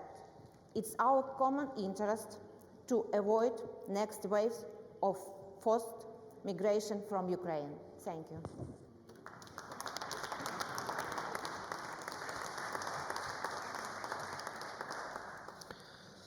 A kérdéseknek ezennel a végére értünk. Szeretném megköszönni képviselőtársaimnak az aktivitását, és felkérném Koncz Zsófia államtitkár asszonyt, hogy legyen kedves válaszokat adni a felmerült kérdésekre innét a pulpitusról. Köszönöm szépen!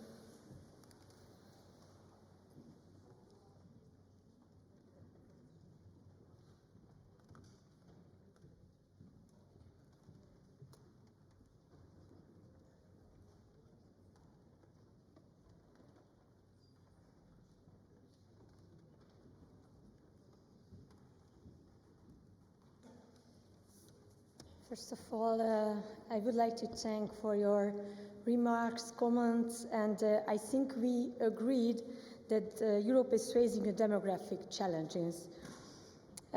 It was good to hear that the EU members identified some crucial points, some crucial challenges, some crucial points on housing, for example.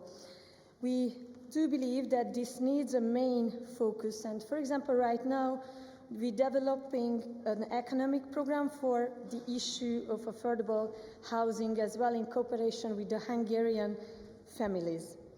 And the availability of sufficient housing is essential. It contributes to a sense of security and provides a foundation for starting a family. State subsidies, especially in a non-refundable format, undoubtedly help to achieve this goal. Also, providing housing subsidies in rural areas contribute to retaining the population of the given region. You also mentioned and identified as an issue a rural region and the population there.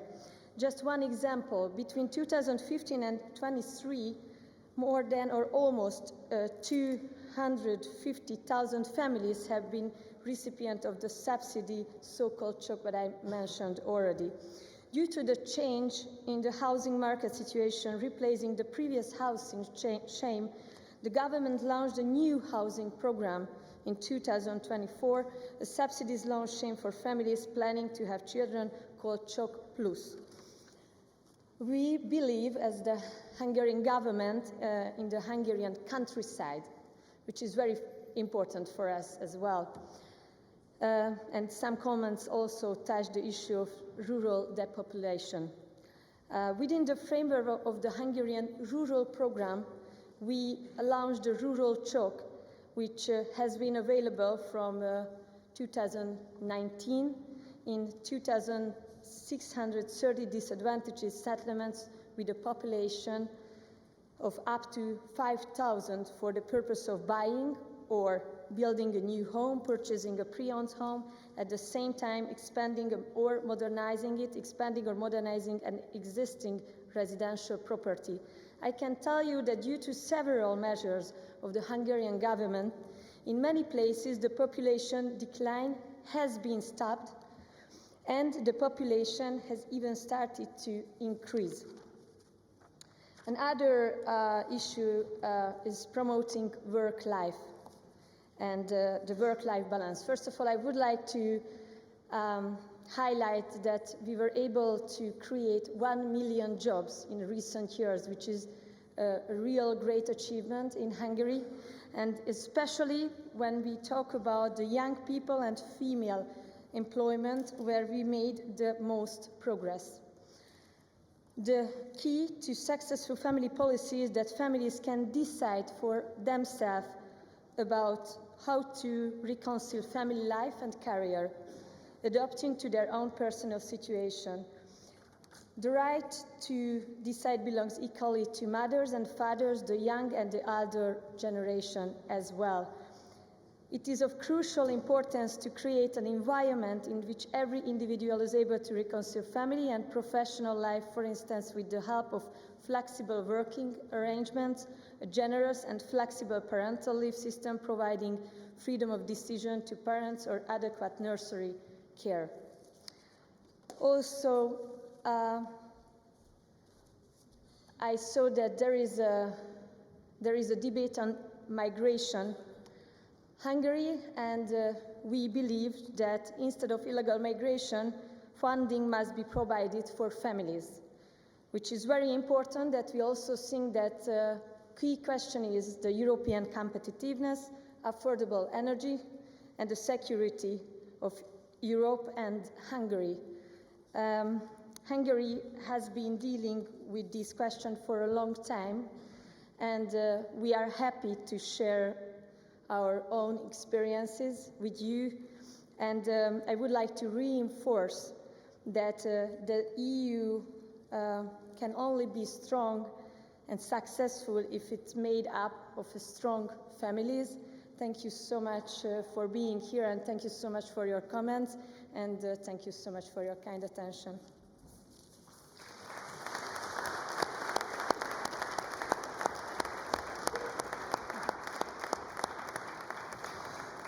Nagyon köszönjük államtitkár asszonynak a válaszait és ezt a személyes kedves jelenlétet, amelyet ez a szekció élvezett általa.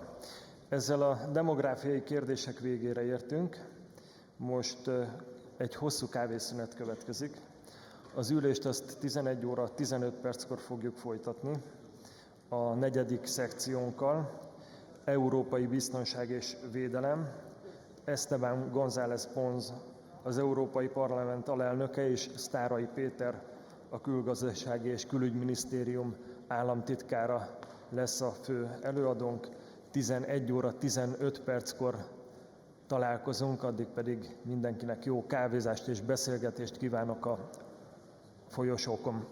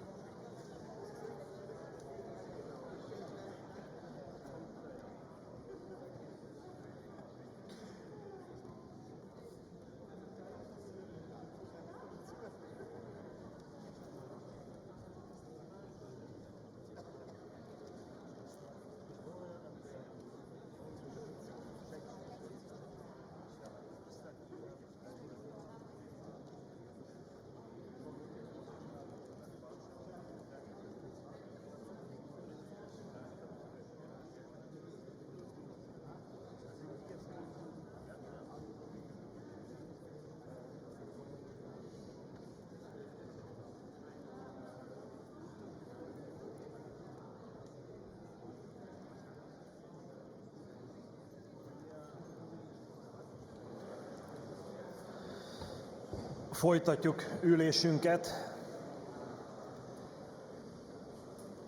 Kérem, foglalják el helyeiket.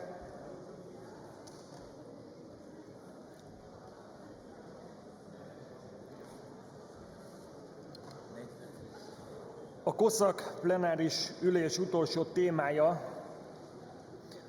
az EU védelmi és biztonságpolitikája.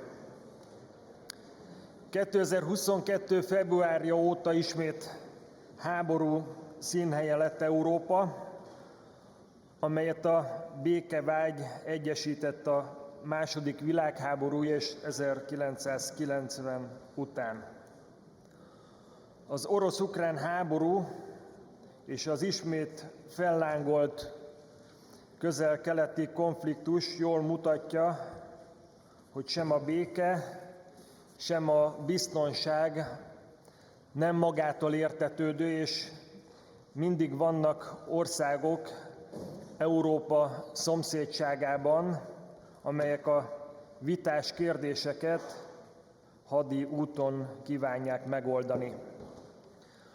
Mai két előadónk Esteban González Pons, az Európai Parlament alelnöke, és Sztáray Péter, a Külgazdasági és Külügyminisztérium államtitkára, akit nagy szeretettel köszöntök körünkben. Elsőként Esteban González Pons alelnök úrnak adom meg a szót, és kérem, hogy előadását innét a pulpitusról mondja el. Parancsoljon!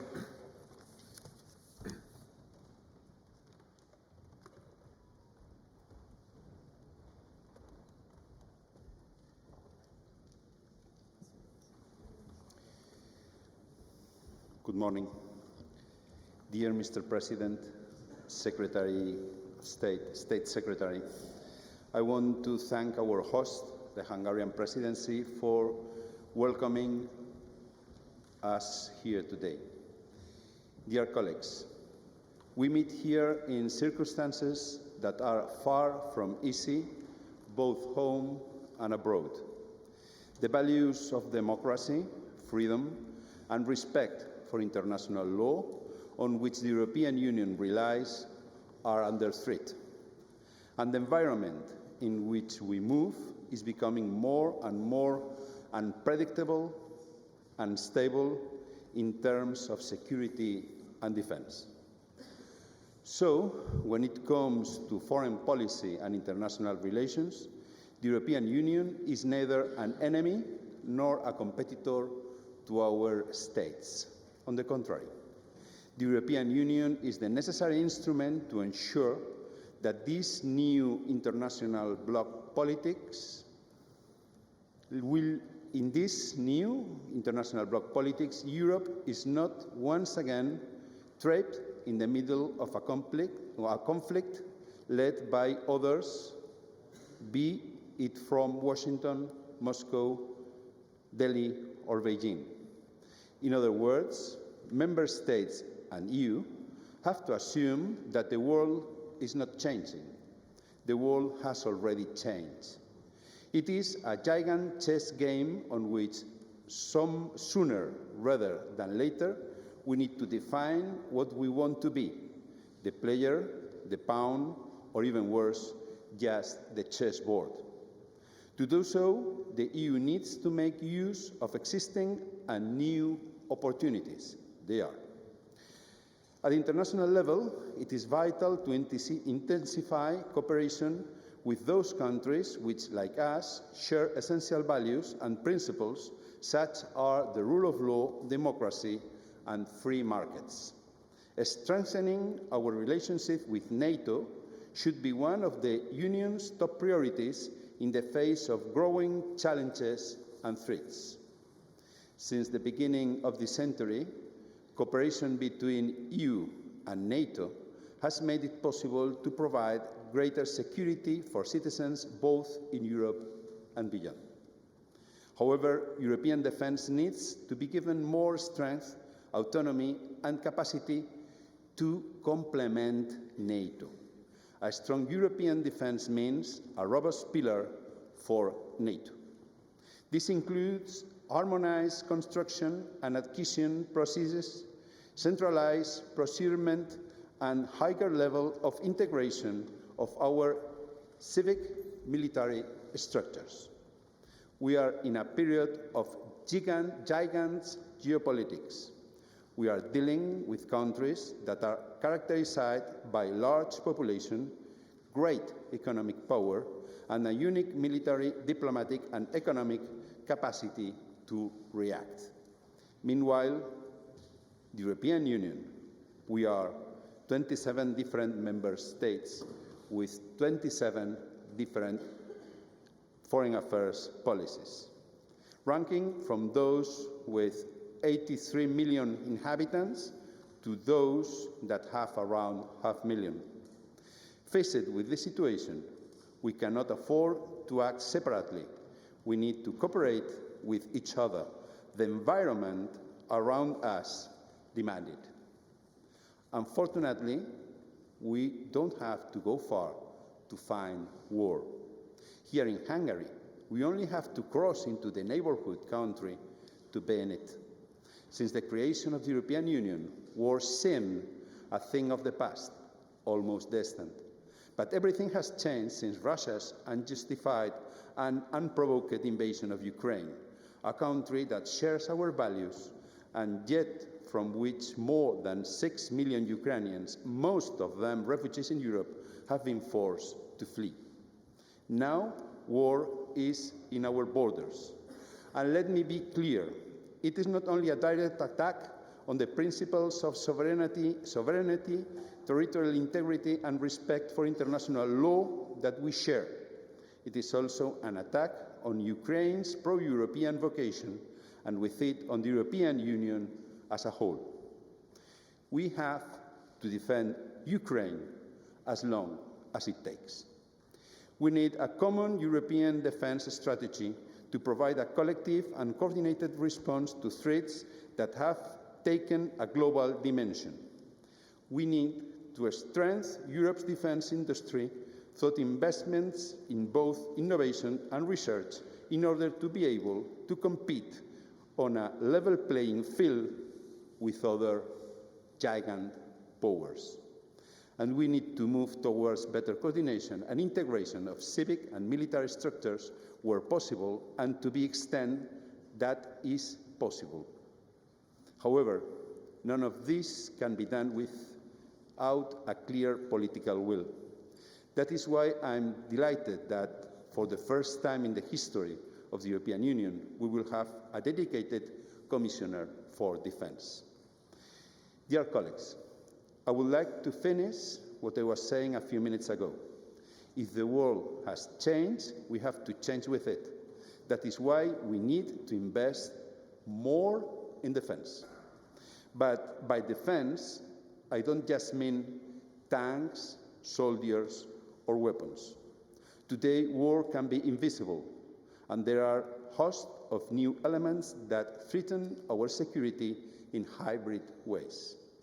It can be the instrumentation of migrants on Europe's eastern borders, or the action of non-state actors, such as the Wagner, pushing migrants along the Sahel route, trying to collapse Europe's southern borders, like it is happening in the Canary Islands. It could be a computer attack on nuclear power plant. It could be a power blackout. It could be a failure of the electoral counting system. It could be the leak of hundreds of personal data of staff of governments or EU institutions. It could be artificially altering the price of certain raw materials, or even blocking the passage of some of the world's major trade routes. These are all real scenarios. Some have happened, some are happening, and some are about to happen. So, as well as making sure that we have the necessary military capabilities, we need to make sure that we are prepared to all kinds of eventualities. Preparedness. Preparedness, believe me. Preparedness will be one of the most important words in the political debate in the coming years. I commit myself today, as Vice President of the European Parliament, new elected, and here with you, to use all my potential to help this cooperation framework to come to the European Parliament, the voice of these national parliament committees, to arrive to the European Parliament, to be channeled to the European Parliament and to the European Union, so together, national parliaments and European Parliament could form a common position on the most relevant issues about defense. I would like to end my speech with a message. Great crises bring great opportunities. The European Union is not at its best, and it would be unwise not to admit it. But this moment allows us to rethink our models and to be better prepared than before. We are facing an opportunity for change towards the future, and for this, I'm convinced that all parliaments involved here will rise to the occasion to exchange ideas and to cooperate in the search for solutions. Thank you very much.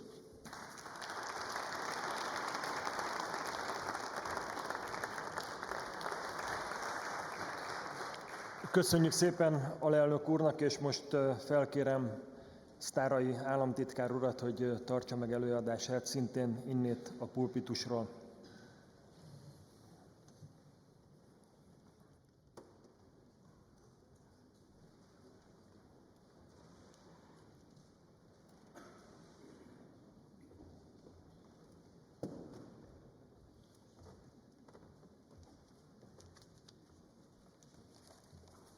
So if you allow me, this time I would speak in Hungarian, so please use your headphones. Elnök úr, köszönöm szépen a szót. Nagy tisztelettel üdvözlöm itt Budapesten a Magyar Parlament varázslatos épületében a COSAC képviselőit. A kollégáim tájékoztattak arról, hogy tegnap is nagyon érdekes és sokszor polemikus beszélgetések folytak aktuális kérdésekről. Azt gondolom, hogy ez az a fórum, ahol érdemes áttekintenünk bizonyos kérdéseket és megvilágítani a pozíciók mögött lévő érveket és megfontolásokat. A mai hozzászólásomban egyrészt beszélnék az általános biztonságpolitikai helyzetről egész röviden, beszélnék az ukrajnai háborúval kapcsolatos álláspontunkról, illetve a közös biztonság és védelempolitika, a CSDP, mint magyar elnökségi prioritásról. És természetesen nyitott vagyok arra, ha van kérdés vagy megjegyzés, hogy a későbbiekben más ügyekben is, amik köthetők a témákhoz, a biztonsághoz, azokra meg kíséreljek válaszolni. Hát először is a geopolitikai helyzetben drámai átalakulások zajlanak, ezt mindannyian érzékeljük.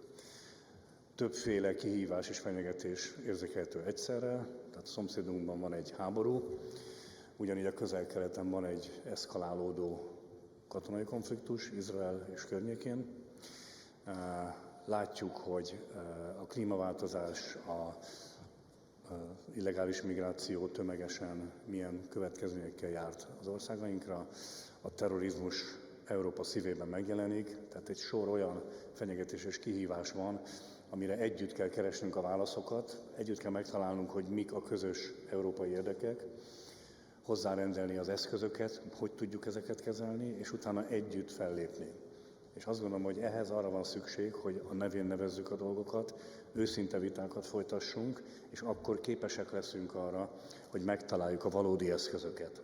Sajnos sokszor az a benyomásunk, hogy a különböző Európai Uniós fórumokon leszűkült annak a terepe, amikor ilyen őszinte és racionális beszélgetéseket folytatunk. És ez hátráltatja az egész Uniót és a tagországokat abban, hogy a megfelelő megoldásokat megtalálják, és megfelelő módon tudják kezelni a fenyegetéseket és kihívásokat.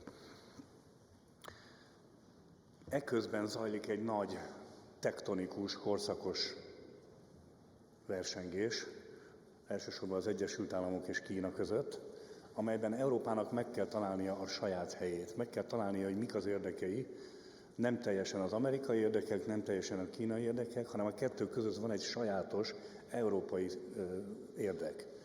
És azt gondolom, hogy ezen dolgoznunk kell, hogy ezt világossá tegyük, hogy mi is pontosan ez az európai érdek, ami nem lehet az, hogy lezárjuk a csatornákat kommunikációban, kereskedelemben, hanem valahogy meg kell találnunk azt a megoldást, ami optimalizálja Európának az érdekérvényesítését ebben a versengésben.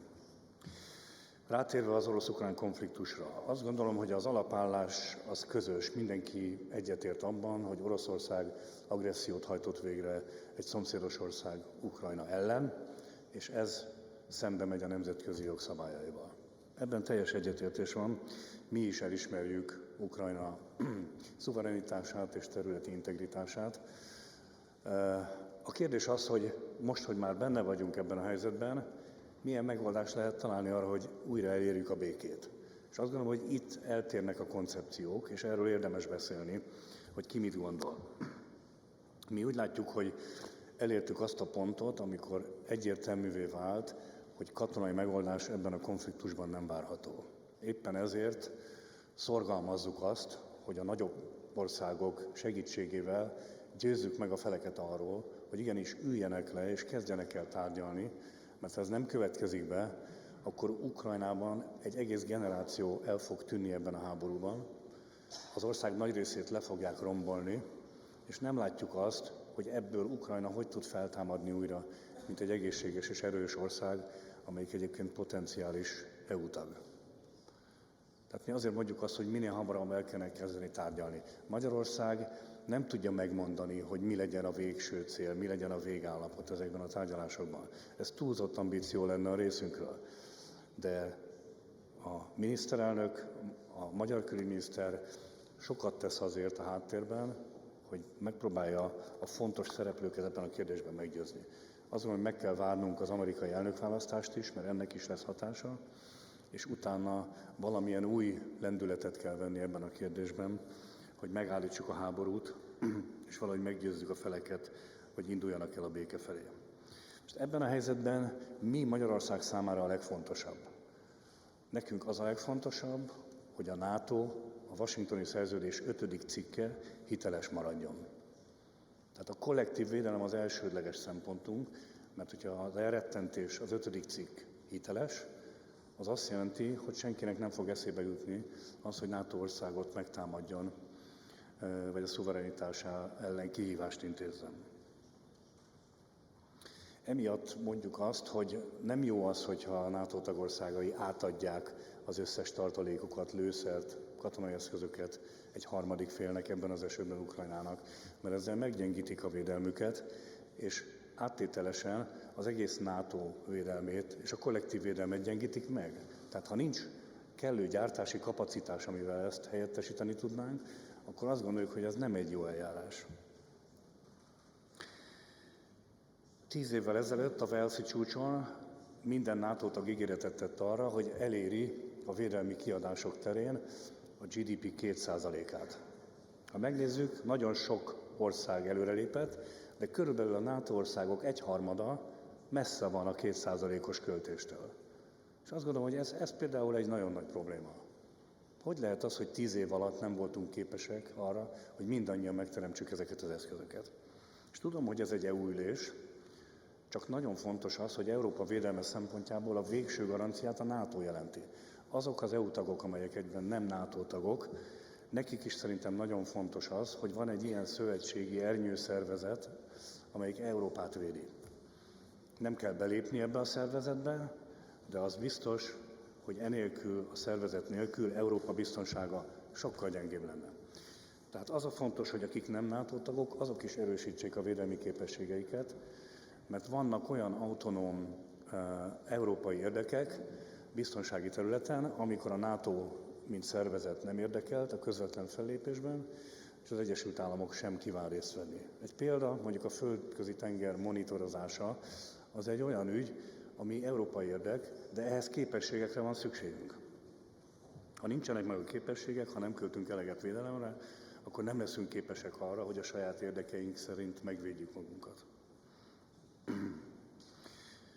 Magyarország elérte a 2%-os küszöböt a tavalyi év során, és ugye 20% lenne az elvárás, amit beszerzésekre és modernizációra kell fordítani.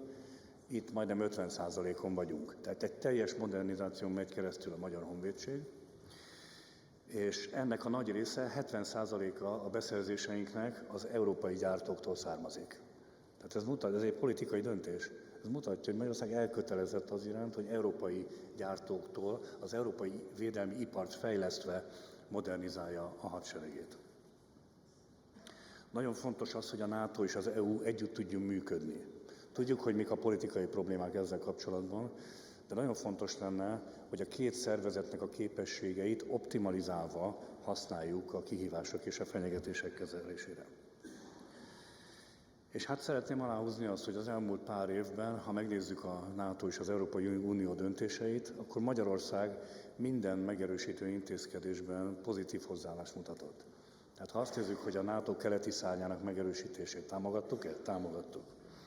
Ha azt nézzük, hogy részt veszünk a balti légtérrendészetben, már 3 alkalommal, 3 rotációban részt vettünk, jövőre visszamegyünk negyedszer Litvániába, és hónapokon keresztül magyar katonai repülőgépek fogják ellátni a légtérellenőrzést a 3 balti országban. És ez nem egy veszélytelen misszió, itt van, hogy 10-15 méterre repülünk az orosz gépektől. Tehát ezt úgy kell elképzelni, hogy ez is egy politikai állásfoglalás. Megyünk a Baltikumba. Magyarország fölállított egy közép-európai többnemzeti hadosztályt, illetve létrehoztunk egy előretolt, magas készültségű, reagáló harccsoportot is. Ennek mi adunk otthon, mi finanszírozzuk a nagy részét, és ez illeszkedik a nagyobb tervekbe, amiket a NATO megfogalmaz. Ugyanígy az Európai Unióban elfogadtunk 14 csomagot, bár nem volt könnyű, de sikerült 14 szankciós csomagot elfogadni. Nem gondoljuk, hogy a szankciók működnek, de az EU egysége miatt erre is készen álltunk. Sőt, az európai békekereten belül több alkalommal is támogattuk a döntést, hogy Ukrajna kapjon támogatást. Ezek a tények, ezekre kell alapozni a véleményeket. Második pontként hadd beszéljek még az európai védelemről, igyekszem röviden. Ez nem véletlenül a magyar elnökség egyik prioritása. Az a helyzet, amit leírtam, abból következik, hogy Európának többet kell szánnia a védelemre. És ennek érdekében meg kell erősítenünk az EU védelmi és technológiai ipari bázisát. Meg kell erősítenünk a válságkezelési képességeinket, a reagáló képességünket fel kell gyorsítani, és fel kell ruházni megfelelő eszközökkel. A képességfejlesztésünk hatékonyságán javítani kell, tehát felgyorsultak a ciklusok. Az, amikor egy tudós csoport elkezd dolgozni egy fejlesztésen, és ez bekerül a haderőbe, alkalmazásra, majd elavul, és jön egy újabb fejlesztés. Ez az idő, ez lerövidült. És ebben Európa elmaradásban van a világ más hatalmi központjaival szemben. Tehát nagyon fontos, hogy a technológiai fejlesztésben fel tudjuk gyorsítani a ciklusokat, és képesek legyünk arra, hogy versenyt, illetve előnyt szerezzünk más hatalmi központokkal szemben. Ugyanígy erősíteni kell a műveleti tevékenységet. Fontos, hogy a Nyugat-Balkánon ott maradjunk. Az Európai Uniónak van művelete a Nyugat-Balkánon, ehhez Magyarország hozzájárul hagyományosan jelentős erőkkel. Nagyon fontos, hogy ez megmaradjon, mert a térség stabilitása szempontjából továbbra is szükség van ezekre az erőkre. És meg kell említenem az Európai Védelmi Ügynökséget, ami a központja tulajdonképpen az európai védelmi fejlesztésnek és együttműködésnek.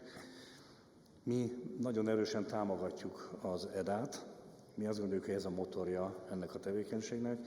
Támogatjuk azt, hogy a hosszú távú felülvizsgálat az sikeres legyen, és tényleg egy új stratégiánk legyen, aminek mentén az elkövetkező évtizedre az Európai Unió meg tudja fogalmazni, hogy hova akar érni a védelemben.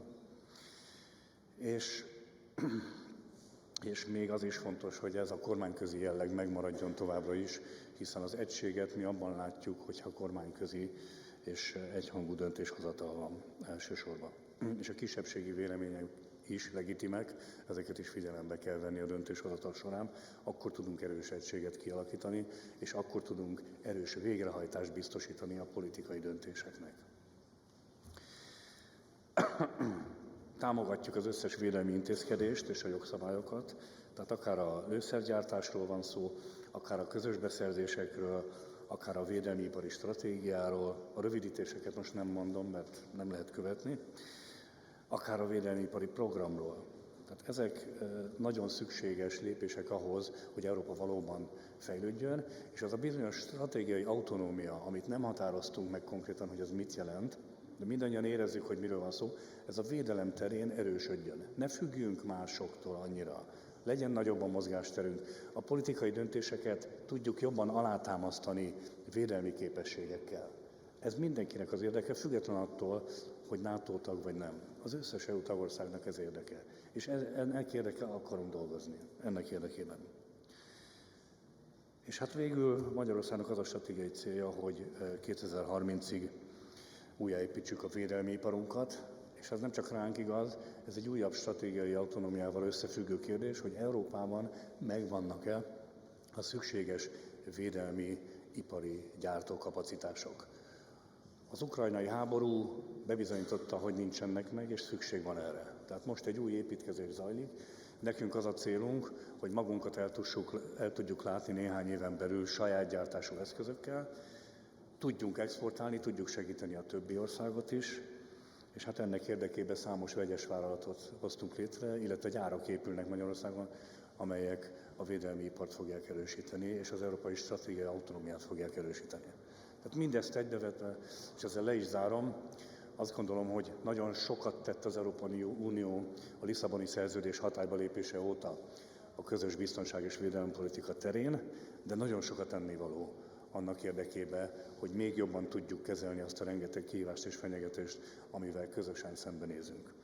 Ezzel megköszönöm a figyelmüket, és kívánom azt, hogy a ülésen kívül is érezzék jól magukat Budapesten, remélem így volt az elmúlt 2 napban, és térjenek vissza legközelebb ebbe a nagyon jó országba, amit úgy hívnak, hogy Magyarország. Köszönöm a figyelmet.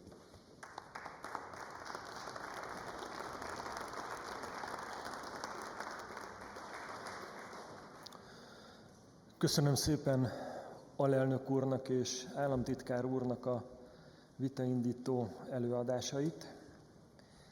Megállapítom, hogy eddig 42 felszólalási igény érkezett. A felszólalási idő továbbra is 90 másodperc, azaz másfél perc lesz. Ismételten kérem önöket, hogy legyenek tekintettel az időkeretre. És akkor szokásaink szerint elsőként a trojka tagokat illeti majd a szó. Itt is elsőként Vincent Blondel úr következik, a belga szenátus delegációjának a vezetője. Blondel úr, parancsoljon, önt illeti a szó. Merci Monsieur le Président et merci aussi Monsieur le Ministre. J'ai écouté avec beaucoup d'attention les différentes interventions du gouvernement hongrois, à la fois aujourd'hui mais également hier. Et je suis frappé par le fait que l'expression très affichée et très volontariste est celle d'avoir une Europe forte. Alors une Europe forte sur les matières qui touchent notre discussion d'aujourd'hui, en matière de défense et de sécurité, mais également en termes de positionnement géostratégique, en matière de développement économique, comme nous en avons discuté hier, ou encore en matière de défense des droits humains, de l'état de droit et de la démocratie. Alors, comment avoir une Europe forte? En Belgique, mon pays, nous avons une devise du pays qui est depuis la fondation, il y a près de 2 siècles maintenant, et qui veut que l'union, c'est l'union qui fait la force. Unity makes strength. Eendracht maakt dracht. Donc, j'espère que nous pouvons voir dans les enjeux que vous soulevez, en matière de la nécessité de pouvoir prendre des décisions stratégiques de défense au niveau européen, en matière d'autonomie stratégique, de voir que la force vient de l'Union. Et c'est ce que je retiens de cette session à laquelle j'ai eu le bonheur de participer. C'est ce que j'emporte avec moi au sein de mon propre Parlement national. C'est la conviction renforcée que c'est bien l'union qui fait la force, avec le vœu que ce soit aussi avec cette conviction-là que nous rentrions tous dans nos pays et nos parlements respectifs. Merci. Most pedig a lengyel szenátus delegációjának vezetője, bizottsági alelnök úr következik, Henryk Siedlaczek. Parancsoljon. Szanowni Państwo, Polska jako jedno z największych państw w Europie odgrywa kluczową rolę we wzmacnianiu europejskiej polityki bezpieczeństwa i obrony. Nasze zaangażowanie ma na celu lepszą koordynację działań obronnych w regionie, co przyczynia się do zwiększenia bezpieczeństwa wszystkich państw członkowskich Unii Europejskiej. Leżąc na strategicznym skrzyżowaniu wschodnich granic Unii Europejskiej, Polska aktywnie przygotowuje się do reagowania na potencjalne zagrożenia, wzmacniając stabilność w naszej części Europy. W kontekście polskiego przewodnictwa w Radzie Europejskiej w pierwszej połowie 2025 roku kluczowe tematy obejmują wsparcie wojskowe dla Ukrainy, działania na rzecz przemysłu obronnego oraz pogłębianie relacji transatlantyckich. W obliczu pogarszającej się sytuacji bezpieczeństwa w Europie jedność NATO i Unii Europejskiej uważamy za niezbędną. Polska aktywnie wspiera Ukrainę, wiedząc, że jej zwycięstwo jest kluczowe dla zachowania europejskiej architektury bezpieczeństwa. Nasze wsparcie wojskowe, szkolenia oraz inicjatywy w ramach Europejskiego Instrumentu na rzecz Pokoju są nie tylko odpowiedzią na potrzebę Ukrainy, ale również inwestycją w nasze własne bezpieczeństwo. Warto przypomnieć, że Polska wystawia dodatkową grupę bojową Unii Europejskiej od lipca 2024 do czerwca 2025.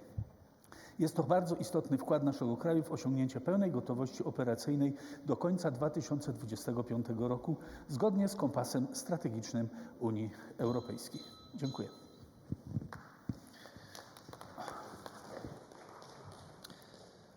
Elena Donazan asszony következik az Európai Parlament delegációjából. Parancsoljon. Thank you, Chair. Until a few years ago, investing in defense was more or less a choice. Today is a necessity. As a starting point, we also needed to emphasize how every military action today has tremendous consequences in various fields: energy, industry, food security, and economy. Therefore, we needed to stress that investments in defense are not just investment in producing or purchasing weapons. They are investment in safeguarding our economic system. From emergency response, we need to move to structural reinforcement of European defense. Building a European defense capability requires a robust European defense industry, capable of competing on the global stage and ready for any scenario Europe may face in the future.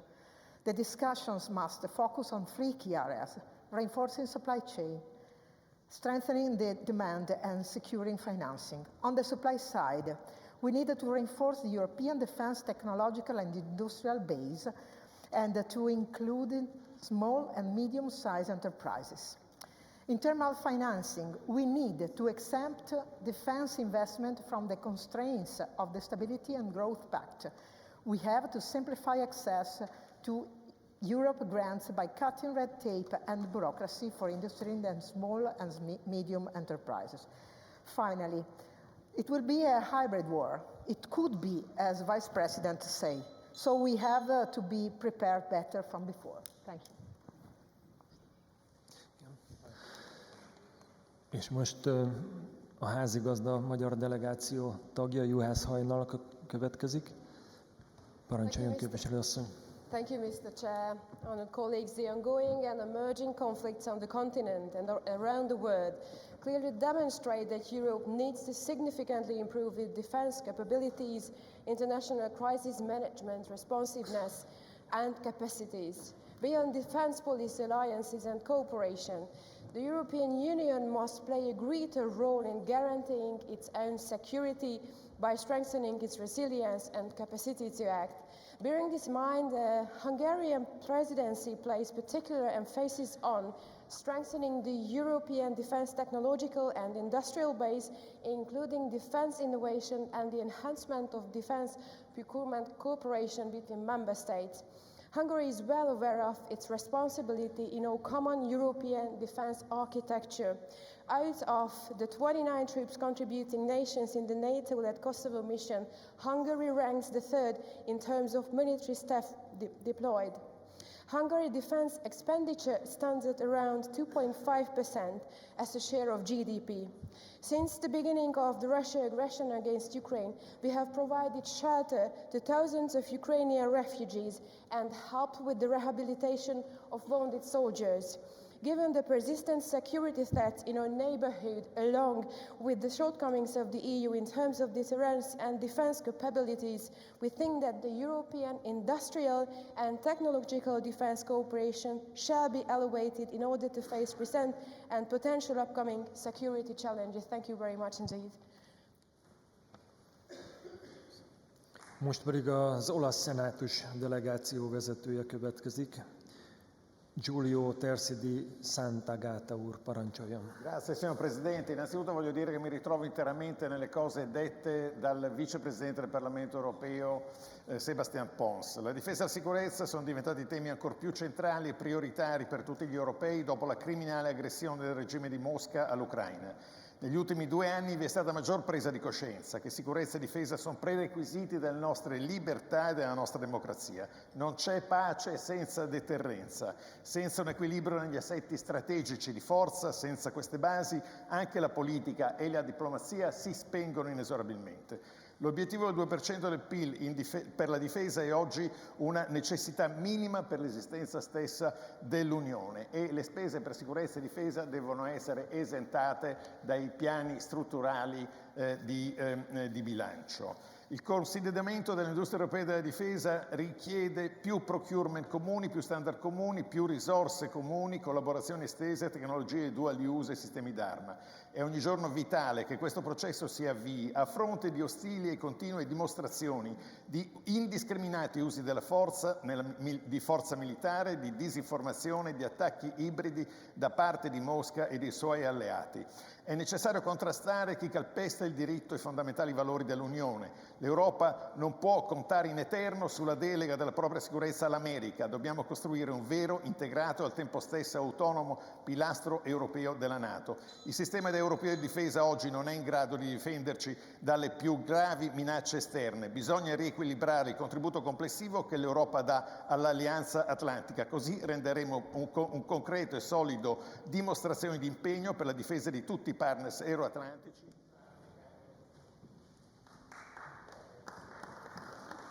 Konstantinos Evstati úr következik, aki a ciprusi parlament delegációjának a tagja. Parancsoljon.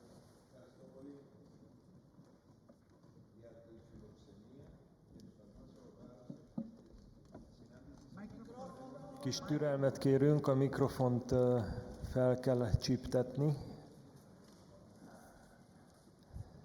Igen.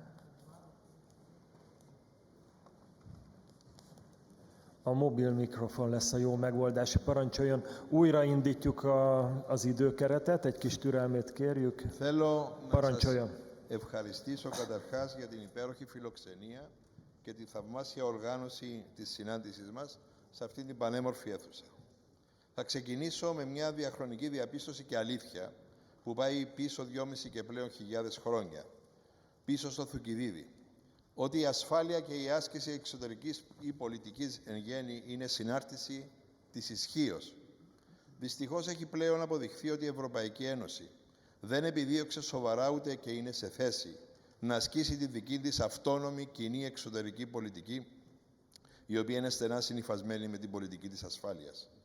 Η συνεχιζόμενη τουρκική κατοχή της Κύπρου, η εμπειρία μας, η τραυματική εμπειρία στην Ουκρανία και η εξοργιστικά παθητική μας στάση θεατή στην τραγωδία στη Μέση Ανατολή, την πύλη της Ανατολής προς την Ευρώπη, αποδεικνύουν ότι η Ένωση των κρατών μας δεν μπορεί να ασκήσει ουσιώδη επιρροή, ούτε και να διαμορφώσει οποιαδήποτε εξέλιξη, ακόμα και εντός ευρωπαϊκού εδάφους ή πλησίων αυτού. Η αυτονομία, επομένως, της ασφάλειας και της κοινής εξωτερικής πολιτικής είναι επιτακτική και η ανάγκη της Ευρωπαϊκής Ένωσης να προωθήσει στρατηγικά την αυτοτέλειά της όσο ποτέ σήμερα. Η αυτονομία μπορεί να είναι δαπανηρή και επίπονη, είναι όμως απολύτως αναγκαία. Οφείλουμε λοιπόν ως Ευρώπη να προτάξουμε ως προτεραιότητα τον απογαλακτισμό μας από τη μεγάλη σύμμαχο στην άλλη πλευρά του Ατλαντικού. Χωρίς αυτονόμηση και αυτοτέλεια δεν θα είμαστε παρά ένα αντιχείο και θεατές των εξελίξεων, ακόμα και μέσα στο ευρωπαϊκό μας σπίτι, στην αυλή και την γειτονιά μας. Ευχαριστώ πολύ. A következő felszólalónk a Szlovén Nemzeti Tanács delegációjának a vezetője lesz, David Klobasa úr. Parancsoljon. Spoštovani kolegi in kolegice, evropska varnost in obramba sta danes pomembnejši kot kadarkoli prej. Geopolitične spremembe in nove grožnje, kot so kibernetski napadi, energetska ranljivost in nestabilnost v naši soseski, nas opominjajo, da Evropa potrebuje močno in enotno strategijo na področju obrambe. V Sloveniji podpiramo okrepljeno sodelovanje med državami članicami v okviru skupne varnostne in obrambne politike. Grožnje na področju kibernetske varnosti so v porastu. Samo leta 2022 je bilo v Evropski uniji prijavljenih več kot 300 večjih kibernetskih napadov na javne in zasebne sektorje. Kibernetski kriminal pa naj bi evropsko gospodarstvo stal kar 5,5 trilijona evrov do leta 2030. Da bi se učinkovito odzvali, potrebujemo večja vlaganja v kibernetsko zaščito in usklajeno delovanje med državami članicami. Za dolgoročno stabilnost Evrope si moramo prizadevati tudi za sodelovanje z mednarodnimi zavezniki, kot je NATO, ter razvijati evropsko strateško avtonomijo. Samo s skupnimi prizadevanji in močnim partnerstvom lahko zagotovimo varnost in neodvisnost Evropske unije. Prizadevanje za močnejšo in varnejšo Evropo niso zgolj stvar obrambnih politik, so osrednji del naše zavezanosti varnemu, mirnemu življenju vseh državljanov Evropske unije. Hvala. A holland delegáció vezetője következik, Bastiaan van Apeldoorn úr, parancsoljon. Yes, thank you, Chair. Like everybody else in this room, members of the Dutch Senate are very concerned about our increasing insecurity due to rising geopolitical tensions and the war waged by an imperialist Russia against what is now a candidate country. The loss of life on both sides in this war is truly staggering, and death and destruction tragically remains a daily reality in Ukraine. The terrible war should stop as soon as possible, but indeed, as is formulated in our draft contribution, it should be a just and lasting peace. When it comes to ending this war through negotiations and what should happen after this war, and this also applies, by the way, to other wars such as happening in the Middle East, international law and the UN Charter should be our lodestar. And there can also be no impunity for war crimes or for the crime of aggression.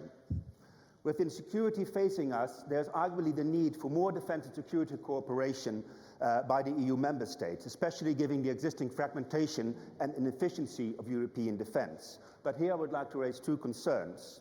One is how we can balance the need for greater European defence and security cooperation with the fact that the majority of our populations do not support the creation of anything like the European army, and that also applies to the majority of the Dutch Senate. So how can we strengthen our defence but also maintain our sovereignty? And secondly and finally, how can we enhance our security without provoking a new international arms race that would again undermine our security? Thank you, Chair. Dimitrios Kairidis urat illeti a szó, aki a görög delegációt vezeti. Parancsolja. Thank you, Mr. Chairman. When I asked to speak in this session, I had in mind the importance of the topic of security coming from a country, Greece, that together with Poland spends the most on defense, well above 3% of GDP. However, having read the international press as I was coming to our morning session, I was deeply troubled, saddened, I might say shocked.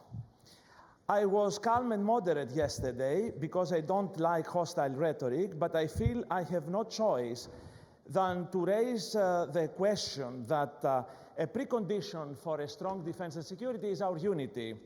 But there is no unity when the Prime Minister of Hungary, Viktor Orban, the country that presides over the EU for this semester, decides to rush to Georgia in defense of the integrity the questionable integrity, to say the least, of the elections there against all other EU governments and EU Parliament. Let me remind you that the EU Parliament observer has declared the election fraudulent. There are many questions about the fairness and the integrity of this election and Russia's interference. But for Mr. Orban, all went well. If Mr. Orban meant it as an insult not to come and talk to us, preferring to go to Tbilisi, let me assure my Hungarian friends, as the head of the Greek delegation, he has succeeded. Thank you.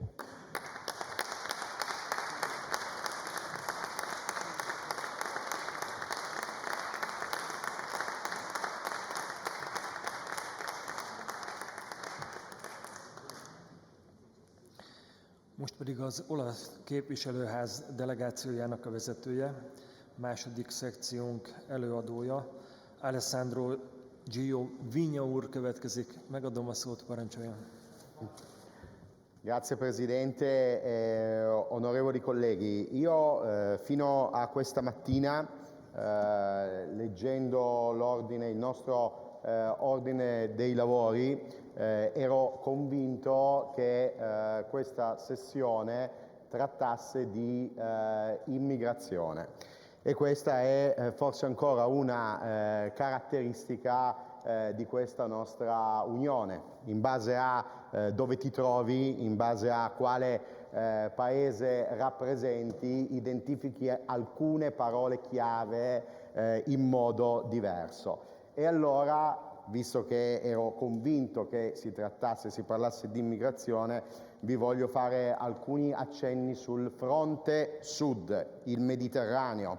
Migrazione illegale, filiera dello sfruttamento, organizzazioni criminali, in Italia le chiamiamo mafie, terrorismo e la necessità di trovare alcune soluzioni, redistribuzione, revisione del patto di Dublino, solidarietà europea, bloccare le partenze in Nord Africa nei paesi di partenza, sistemi di rimpatrio, investimenti europei sul fronte sud, sperando di fare una cosa positiva e sperando di parlare a nome dei paesi del Mediterraneo, bisogna comprendere che chi favorisce l'immigrazione clandestina ha le mani sporche di sangue. Grazie.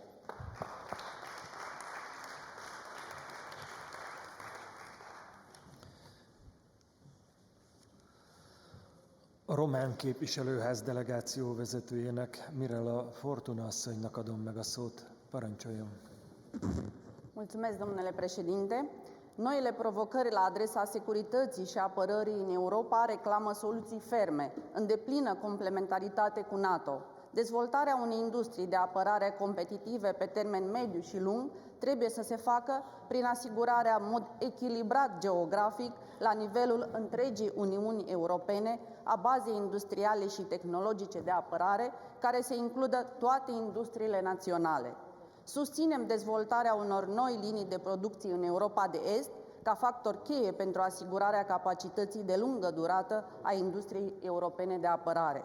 În contextul în care Republica Moldova se confruntă cu multiple provocări la adresa securității sale, inclusiv încercări de destabilizare, parte a acțiunilor hibride ale Federației Ruse, considerăm că este important să continuăm utilizarea instrumentelor Uniunii în sprijinul Republicii Moldova pentru considerarea capacităților sale de apărare și creșterea rezilienței.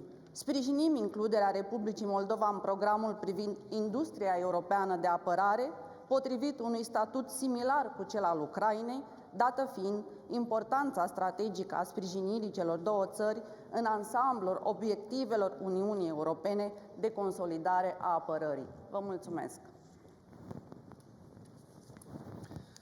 Köszönjük szépen, elnök asszony. Arminas Lideka úr következik, a litván delegáció vezető. Parancsolja. Merci, Monsieur. The geopolitical situation has changed a lot. The challenges we face today require us to pay far more attention to security and defense matters and to approach security with a much broader perspective that we had been familiar with. This past September, during our meeting in Vilnius, Lithuania, with colleagues from the European Affairs Committees of the Baltic states and the Polish parliaments, we had a very essential and important discussion on the issue of migration and energy security. We conclude that the changing realities demand a shift in how we view both migration and energy resources. We must access these issues from the perspective of security. It's our security. Colleagues, I would like to once again draw your attention to two documents made up at this Baltic and Polish meeting.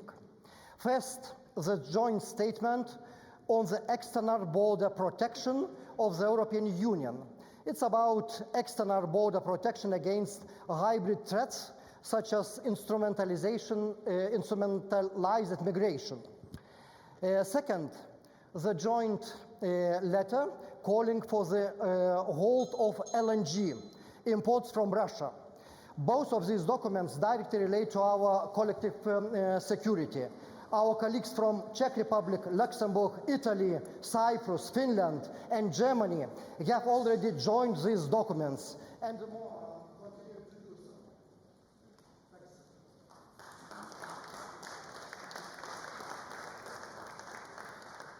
so. A német Bundestag delegációs tagja következik, Tobias Winkler, parancsoljon.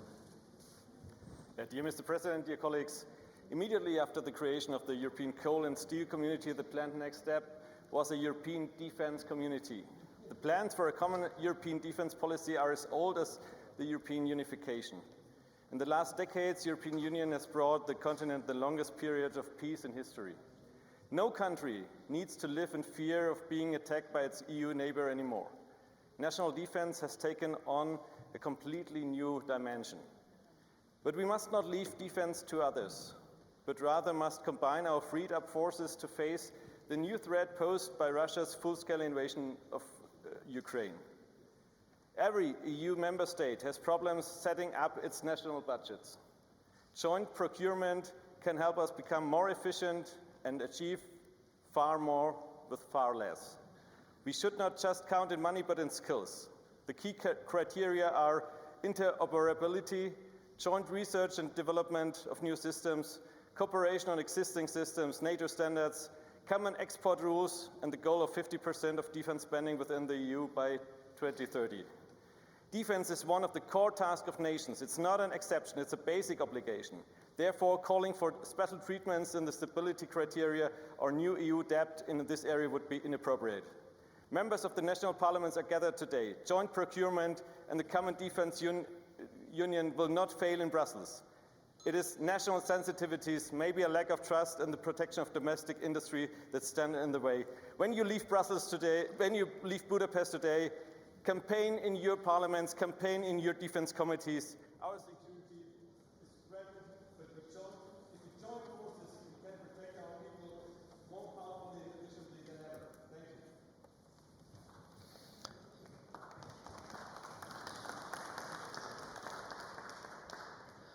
Köszönöm szépen. Igazából most is látom azokat a kérdőre vonó szemöket. Higgyék el, hogy nem én veszem el a hangot, hanem 1 perc 30 másodpercnél kicsit jelzem önöknek, és utána a gép veszi el a hangot, úgyhogy ne rám haragudjanak, még egyszer kérem. Péter Táli úr következik, az észt delegáció vezetője. Parancsoljon, Táli úr, önt illeti a szó.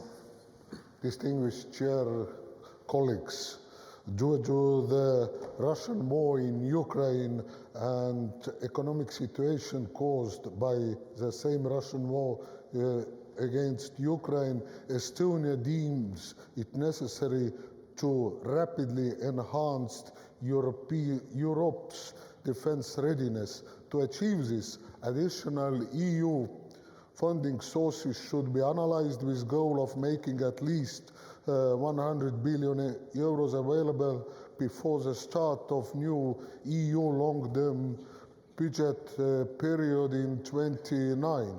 as one possible solution. We support the issuance of EU defense bonds in solidarity to quickly reduce Europe's strategic defense deficiencies.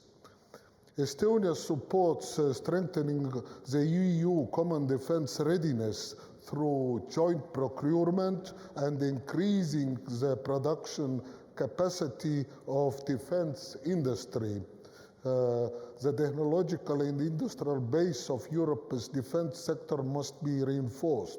For Estonia, it is important to increase defense funding, as a quick option to do so would be use of defense bond, and 2% of GDP, it's no longer enough, and discussing a higher defense spending target are necessary. Up to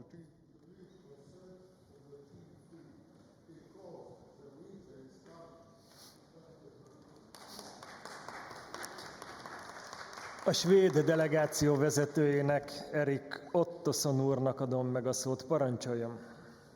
Tack ordförande. Jag vill börja med att hålla med kollegan från Grekland i hans anförande tidigare och dela hans ord. Men jag tycker också att det är viktigt att vi fortsätter prata om förutsättningarna för oss att tillsammans öka produktionen av försvarsmateriel inom den Europeiska unionen för att skapa förutsättningar för oss att försvara oss. Men vi får inte glömma en av de viktigaste uppgifterna som EU har, och det är att komma ihåg och påminna oss om vad är det vi försvarar. Det är demokrati, det är yttrandefrihet, det är tryckfrihet, det är rättsstatens principer, en rad olika viktiga värden. För det går rakt in i kärnan i det som är viktigt i krig och fred. Försvarsviljan i befolkningen, det som gör att de vapen vi producerar faktiskt också används och inte slängs åt sidan från de som flyr slagfältet. Det är viktigt för oss att tillsammans hålla samman och övervinna den affektiva polariseringens klyftor som är så farlig för sammanhållningen, den sociala sammanhållningen i våra samhällen och i vår demokrati. Där har den Europeiska unionen en avgörande roll. Vi kan producera hur mycket vapen som helst, men används de inte för att försvara våra värden så är de till föga nytta. Tack. Gabriele Cretu asszony következik, a román szenátus delegációjának a vezetője. Parancsoljon, képviselő asszony. Thank you, Chair. The risk for the rise of industrial military complex illegitimate power exists and will persist. These are the words of the President Eisenhower, not mine, dear colleagues. 1961 farewell address. He proved to be right. The European Union has avoided this trap by now, but we don't learn from the mistakes of the others. Defense doesn't mean starting a new armament race and waging wars. It is about how to preserve peace. It is useless to invest a part of our small European budget in military industry without a few conditions. Strategic autonomy, a common foreign policy to have the same direction of peace, our main common value, global armed control treaties preventing further escalation of war, as we had in the past, and building interoperability of the existing military equipment. 23 member states have been already members of a military alliance which has mainly the army and equipment of its member states. Instead of unifying Europe through defense, we face a danger of dividing the member states' domestic defense policy, doubling it, discriminating against, giving up diplomacy, breaching those 3 Ds of our European common defense principles, written down in the treaties. Thank you. Most pedig az osztrák nemzeti tanács delegáció vezetője, Dagmar Belakovics asszony következik. Parancsoljon! Vielen Dank, Herr Präsident. Ja, wir wissen alle, dass aufgrund geopolitischer Konflikte und Verwerfungen natürlich die Herausforderungen der EU gewachsen sind in den letzten Jahren und diese gleichzeitige Fragmentierung des internationalen Systems und die Welt verändert sich nun mal. Und das führt auch zu neuen institutionellen Fragen und da geht es vor allem darum, wie wir Europa auch als globalen Akteur stärken können und auf dieses veränderte Umfeld reagieren können. Österreich unterstützt die gemeinsame Zusammenarbeit in der Sicherheits- und Außenpolitik, aber Österreich ist ein neutrales Land und in dieser Rolle hat Österreich auch historische Verdienste, gerade im Bereich der Friedensstiftung und Österreich unterstützt alles, was Frieden in der Ukraine bringen kann. Gleichzeitig müssen wir aber auch sagen, dass diese neuen geopolitischen Bedingungen nicht nur militärische Umwälzungen bringen, sondern auch wirtschaftliche, energiepolitische und vor allem gesellschaftliche Aspekte. Und Sicherheit bedeutet für uns auch Sicherheit im Inneren. Das bedingt aber, und das ist leider noch ein weiter Prozess, dass die EU im Bereich der Sicherheit in all ihren Handlungen hier eine Geschlossenheit zeigen muss und leben muss. Für uns sind qualifizierte Mehrheitsentscheidungen kein Allheilmittel für die Überbrückung von Meinungsunterschieden. Auch wenn es manchmal schwierig ist, nur wenn man einen Prozess lang macht, dann wird er auch tatsächlich haltbar sein.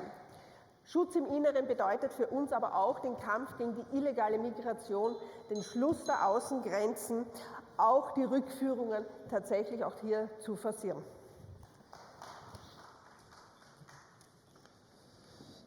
Thomas Hacker urat szólítom, aki a német Bundestag delegációjának a tagja.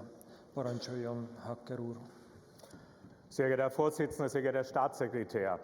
Über die gestrige Debatte kann man unterschiedliche Auffassungen haben. Ich habe unsere erste Session als eine der großen Debatten im Zuge der COSAC empfunden, wo Abgeordnete aus vielen Ländern Europas ihre Meinung gesagt haben, ihre freie Meinung als frei gewählte Abgeordnete. Es kann natürlich der Vorsitz, der eine andere Meinung hat, sich davon bedrängt fühlen. Aber Zeiten des Krieges sind Zeiten, sich zu entscheiden. Deutschland und die große Mehrheit der europäischen Länder hat sich entschieden, an der Seite der Ukraine zu kämpfen, an die Ukraine bis dahin zu unterstützen, bis sie ihre eigene territoriale Integrität wiedererrungen hat. Und deswegen war es gute Tradition in den letzten Sitzungen der COSAC, dass wir nicht nur über die Ukraine gesprochen haben, sondern dass die Vorsitzende des Europaausschusses der ukrainischen Rada auch einen langen Beitrag mit leisten konnte. Ich glaube, auch das ist heute notwendig und deswegen fordere ich Sie auf, dass die Redezeit später für Ivana Klimbusch nicht auf 90 Sekunden beschränkt wird, sondern dass wir ausführlich Bericht aus erster Hand erhalten können über die Situation in der Ukraine. Als Europäische Union sind wir nur dann stark, wenn wir gemeinsam Entscheidungen treffen, wenn wir gemeinsam diese Entscheidungen gegen den Feinden der Freiheit, gegenüber den Feinden der Demokratie vertreten. Und gerade hier in Ungarn, das Denkmal von 1956 steht vor dem Parlament, müsste man das wissen. Danke. Lucia Tacer asszony következik, a szlovén nemzetgyűlés delegációjának a tagja. Parancsoljon! We have gotten used to a war in our neighborhood, and that is a very scary fact that we are living in. I believe it is our duty as parliamentarians to bring the war in Ukraine topic back onto the forefront in our parliaments, among our people, and that is also why I find great value in our discussion today, and especially the presence of our Ukrainian colleagues that have brought valuable insight. Slovenia has been very clear about who is the aggressor in this war and what our position is with our continuous help. And we have been bringing this issue to the forefront also in the international arena, where we have been serving as a non-permanent member of the Security Council. In September, we were chairing the Security Council, and we brought the topic on the table many times, especially at the high-level briefing on the situation in Ukraine, where Europe stood united in condemning Russia's aggression. Here I must say that it is necessary for us in the Union to provide space for discussions on how to improve the effectiveness of sanctions, on how to strengthen cybersecurity, as my colleague David Klobasa pointed out. However, once the optimal option is chosen, we must stand united, and I echo several colleagues who have said that before me. We don't have space for solo acts. We must stand united in the world if we want to be strong. Thank you. Didier Mári szenátor úr következik a francia parlamentből. Parancsoljon. Chers collègues, la guerre d'agression menée par la Fédération de Russie en Ukraine a radicalement changé la donne de la sécurité européenne. On ne peut qu'éprouver de vives inquiétudes aujourd'hui en observant les coopérations à l'œuvre entre la Russie et l'Iran, le soutien implicite de la Chine ou tout récemment l'engagement de troupes nord-coréennes. Après des années où elle a fait preuve de naïveté, l'Union européenne a dû revoir son logiciel en profondeur dans la droite ligne de la déclaration de Versailles. Je veux réaffirmer ici le soutien déterminé de la France à l'Ukraine et à ses forces armées aussi longtemps et fermement que nécessaire. Fin 2023, la présidente de la Commission européenne avait appelé à concevoir notre Union comme étant intrinsèquement un projet de sécurité et estimé que la prochaine étape serait celle d'une Union européenne de la défense à part entière. La création d'un portefeuille autonome de commissaire à la défense s'inscrit dans cette logique. Si la feuille de route réaffirme que les États membres auront toujours la responsabilité de leurs forces armées, depuis la doctrine jusqu'à leur déploiement, celle-ci, adressée à M. Kubilius, souligne néanmoins que l'Europe peut faire beaucoup plus pour leur venir en soutien. Oui, il est nécessaire de faire plus, mieux et d'acheter européen en renforçant notre base industrielle et technologique de défense. Je veux à cet égard souligner les risques qui pourraient résulter pour l'OTAN et pour l'Europe des résultats de l'élection présidentielle américaine qui aura lieu dans quelques jours, et les bouleversements stratégiques qui pourraient en découler. L'Europe doit assumer ses propres responsabilités et défendre ses intérêts en matière de défense. Renforcer la base industrielle et technologique de défense européenne est aussi dans l'intérêt de l'OTAN. Vicente Montalves Aguillón következik, a spanyol törvényhozás delegációjának a tagja. Megadom a szót, parancsoljon. Gracias, presidente. Colegas, la seguridad y la defensa en Europa son ahora más cruciales que nunca, especialmente después de la agresión rusa en Ucrania y la más que preocupante situación en Oriente Medio. Estos sucesos han evidenciado la necesidad de una Europa que actúe de manera unificada y efectiva frente a las amenazas externas. Es fundamental que los Estados miembros colaboren para fortalecer su capacidad de defensa, evitando la fragmentación del sector. La creación de una demanda conjunta en el ámbito de la defensa permitirá a Europa mejorar su industria militar y responder a los desafíos de seguridad de manera más eficiente. El apoyo militar a Ucrania no solo es un imperativo moral, sino también una estrategia clave para proteger nuestra propia seguridad. La historia ha demostrado que la lentitud en la respuesta puede tener graves consecuencias. Por lo tanto, debemos actuar con determinación y rapidez, proporcionando a Ucrania las capacidades necesarias para enfrentar los desafíos actuales. El futuro de la defensa europea depende de nuestra capacidad para trabajar de manera coordinada, innovadora y adaptable en un contexto geopolítico complejo. Solo mediante una defensa común y compartida podremos asegurar un entorno seguro y estable para las generaciones futuras, reforzando así la Unión Europea como pilar de paz y seguridad global. Muchas gracias. Most pedig Liliana Reis asszony következik, aki a portugál parlamenti delegációjának a tagja. Parancsolja. Dear Chair, dear colleagues, European defense has always sealed after understanding our weakness, first in Balkans and now in Ukraine. At this point, I think all of us here already realize that the strategic autonomy of the European Union cannot be acquired just by writing down narratives in strategic documents. It can be achieved by developing and acquiring military capabilities. The Hungarian presidency focuses its attention on strengthening the European defense technological and industrial base, which combines the best research produced by our universities and our industrial sector. This paradigm shift is important, but it's not enough. It is urgent to reinforce the Instrument Peace Facility and the European Defence Fund, as well PESCO projects, because the threats we have at our doors do not wait for the readjustment of our production and technological sector. Ukraine needs help yesterday. And yesterday was too late for those who died for us, for our freedom. But what is truly remarkable is that some of us understand the advantages of defense supranationalism when it comes to benefiting from community instruments, but don't understand the benefits for helping others. European defense must be understood to defend us against our common enemy, not to protect just one of us.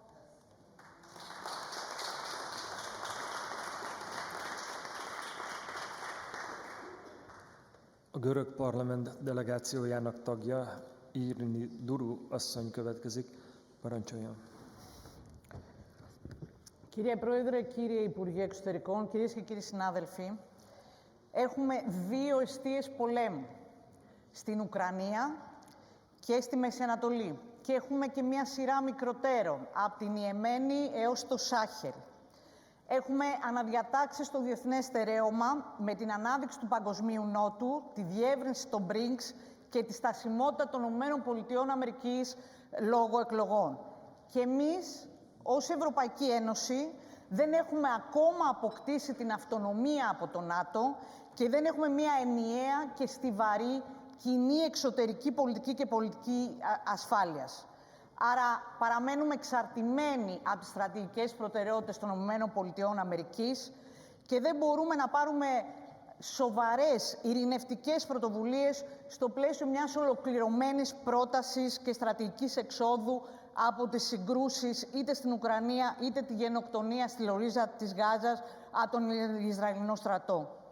Όταν στα κείμενά μας γράφουμε έμπρακτη αλληλεγγύη, αυτό δεν σημαίνει σιωπή απέναντι στις απειλές της Χεσμολάχ σε βάρος της Κύπρου ή δεν σημαίνει ότι μπορούμε να επιτρέπουμε ως Ευρωπαϊκή Ένωση στον κύριο Ερντογάν να καλεί σε αναγνώριση του ψευδοκράτους από το βήμα του ΙΕ.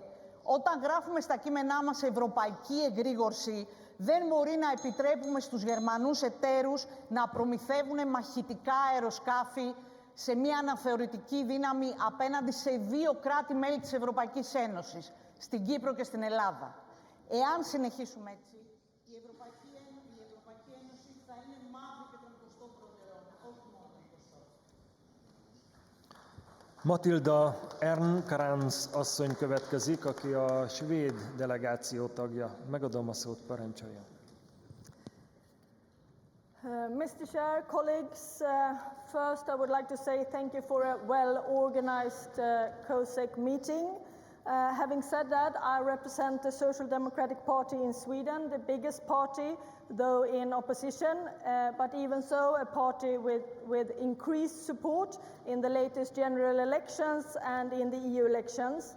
Actually, Sweden, the voters were very clear in the EU elections. They want the safety to belong to an EU which is strong on democratic values and rule of law, an EU which supports Ukraine to win the war, an EU which fights climate change, an EU which focuses on security for everyone, an EU which creates new jobs and growth, an EU which keeps the far right out of power.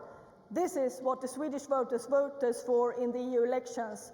Actually, the far-right party in Sweden, which forms the support for the EPP Swedish government, this far-right party in Sweden, they got their worst election results ever. Might be good to know. I think it's obvious that the biggest security threat right now in Europe is Russia's full-scale invasion in Ukraine, and Prime Minister Orban repeatedly undermines EU position, now once again in Georgia. So I wonder, when will the EPP leaders, as my own in Sweden, act against it? It's obvious that Orban himself has disqualified Hungary from the EU presidency, and EU needs to act against countries who doesn't live up to rule of law and EU positions.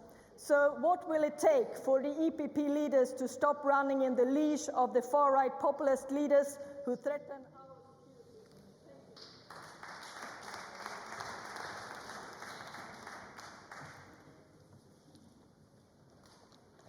Mikko Polvinen úr következik, aki a Film Parlament delegációjának a tagja. Parancsoljon, képviselő úr.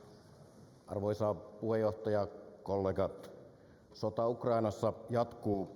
Eurooppaa koetellaan ja maan osamme suurin yhteinen uhka puolustuksellemme ja turvallisuudellemme on arvaamaton naapurimme Venäjä. Euroopan tulee pysyä yhtenäisenä ja vahvana tuessaan Ukrainan kansalle. Pitkittynyt sota ja Ukrainan menestyminen siinä on yhä enemmän riippuvainen puolustusteollisuuden kyvykkyydestä tuottaa määrällisesti, mutta erityisesti teknologisesti kyvykästä puolustustarviketta myös täällä Euroopassa. Meidän on kyettävä huomattavasti parempaan ja nopeammin. Euroopan maiden tulee vauhdittaa puolustusteollisuuden investointeja ja teknologisia yhteistyöponnistuksia saavuttaaksemme uskottavan kyvykkyyden myös sodankäynnin pitkittyessä edelleen. Meidän on kyettävä tuottamaan puolustusmateriaalista kyvykkyyttä kumppaneittemme kanssa Venäjää tehokkaammin, silloin aika on Euroopan turvallisuuden puolella. Haluan lisäksi korostaa Euroopan vastuuta Venäjän vastaisen rajaseutujen elinvoimaisuuden tärkeydestä. Tulen Suomesta, Venäjän rajanaapurikunnasta. Nämä alueet kärsivät Venäjän kaupan loppumisesta ja elinvoiman hiipumisesta. Myös välineellistetyn maahanmuuton paine kohdistuu näihin alueisiin ja turvallisuuden tunne voi heikentyä vähentäen alueiden vetovoimaisuutta. On mahdollista, että alueet, joiden tulisi pysyä asuttuna myös puolustuksellisen näkökulman vuoksi, hiljalleen tyhjenevät. Siksi Euroopan tulee huolehtia erityisesti näiden tärkeiden alueiden elinvoimasta ja kehittymisestä.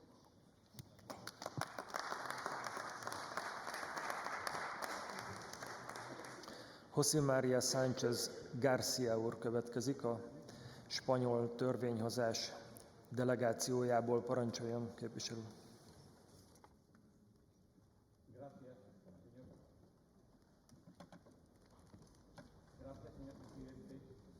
Elnézést, a mikrofont kérném, hogy egy mobil mikrofonnal helyettesítsük. Egy kis türelmet kérek.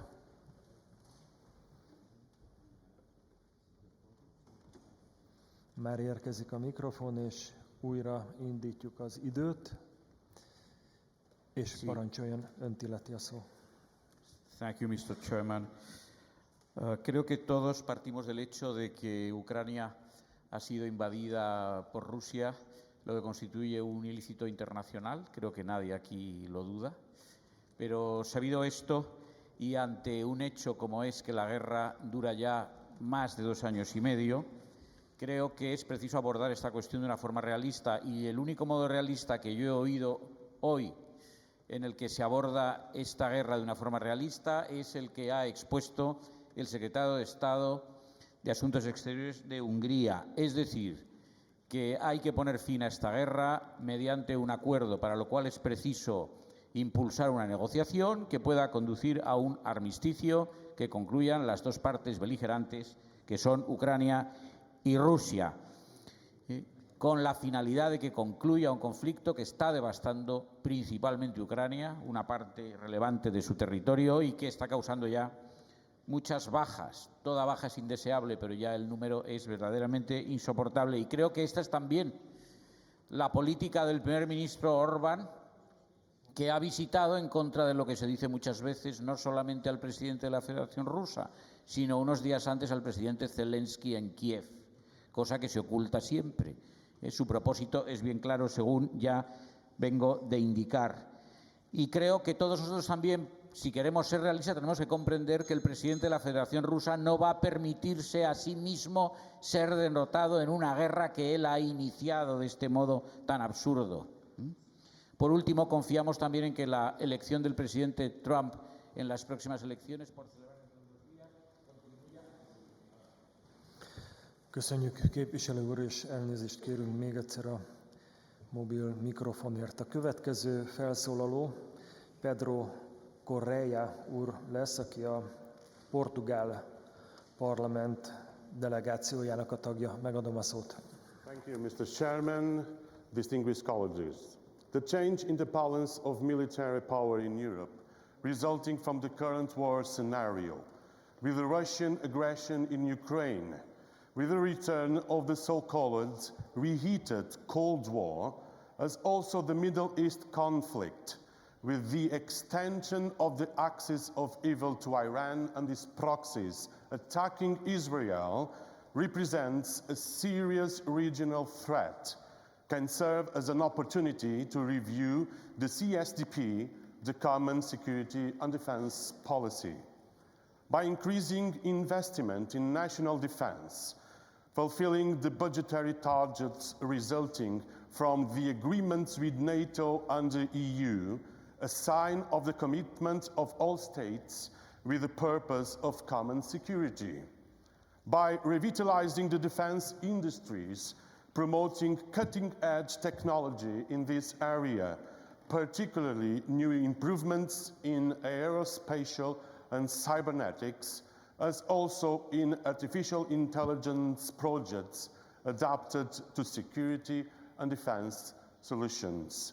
By making European defense capability in development initiatives more attractive in order to boost interaction between industry, the academia, research centers, and the armed forces.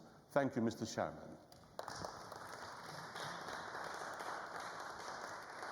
Wolfgang Gerstl úr következik, aki az Osztrák Nemzeti Tanács delegációjának a tagja. Parancsoljon. Vielen Dank, Herr Vorsitzender. Danke für das Wort.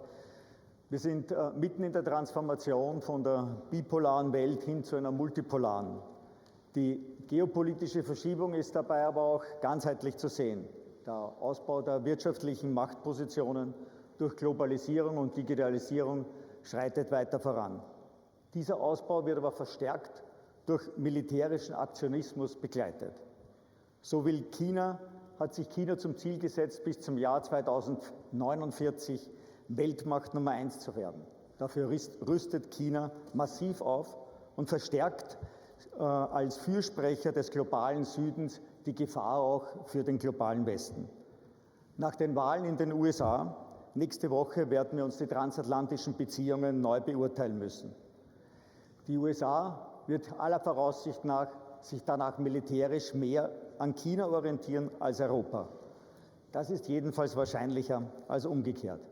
Die EU hat in den letzten Jahren viele Maßnahmen gesetzt. Der Herr Staatssekretär hat es erwähnt, dass es schon viele Kürzel dabei gibt, die man gar nicht mehr alle aufzählen kann. Trotzdem, die EU muss in der Lage sein, auch ohne große US-Unterstützung einen potenziellen Krieg abzuwehren. Dafür müssen einerseits die einzelnen Staaten die Ausgaben in die Verteidigung erhöhen, aber auch die europäische Rüstungsindustrie muss entsprechend gestärkt werden. Die Aggression Russlands gegen die Ukraine hat uns gezeigt, dass wir als Europa nicht in der Lage sind, den Bedarf der Ukraine an Waffen, Munition und Ausrüstung zu decken. Daher, Europa muss jedenfalls in Sicherheit, in Wirtschaft und vor allem auch in die gesellschaftliche Resilienz investieren. Vladimir Zlinski úr következik, a Cseh képviselőház delegációjának a tagja. Parancsoljon. Vážené dámy a pánové, historie nás učí, že budoucí rizika mají většinou jinou formu než ta minulá nebo současná, proto nejsou většinou společností akceptována. Pokusím se tedy aspoň některá tato rizika s možným drtivým dopadem na naše společnosti identifikovat. Je to jaderná válka menší intenzity v našem okolí či na našem území s jaderným zamořením našeho území. Uměle vytvořená pandemie náhodně nebo záměrně vzniklá, biotechnologické prostředky pro tuto eventualitu jsou již nyní široce dostupné. Blackout způsobený nestabilitou zásobování elektrickou energií v rámci zelené tranzice, kybernetického útoku nebo vlivem elektromagnetického pulzu. Populační nestabilita s nekontrolovatelnou ilegální migrací z Afriky, jediného kontinentu, kde bude přetrvávat populační růst i v budoucnu. Masivní výpadek služeb internetu, včetně umělé inteligence, z důvodu kybernetického útoku nebo vypnutí služeb. Každá společnost, která chce úspěšně prospívat a přežít v reálném světě, by měla předvídat možná budoucí bezpečnostní rizika a co nejodpovědněji se na ně připravit nebo je případně eliminovat. Děkuji za pozornost.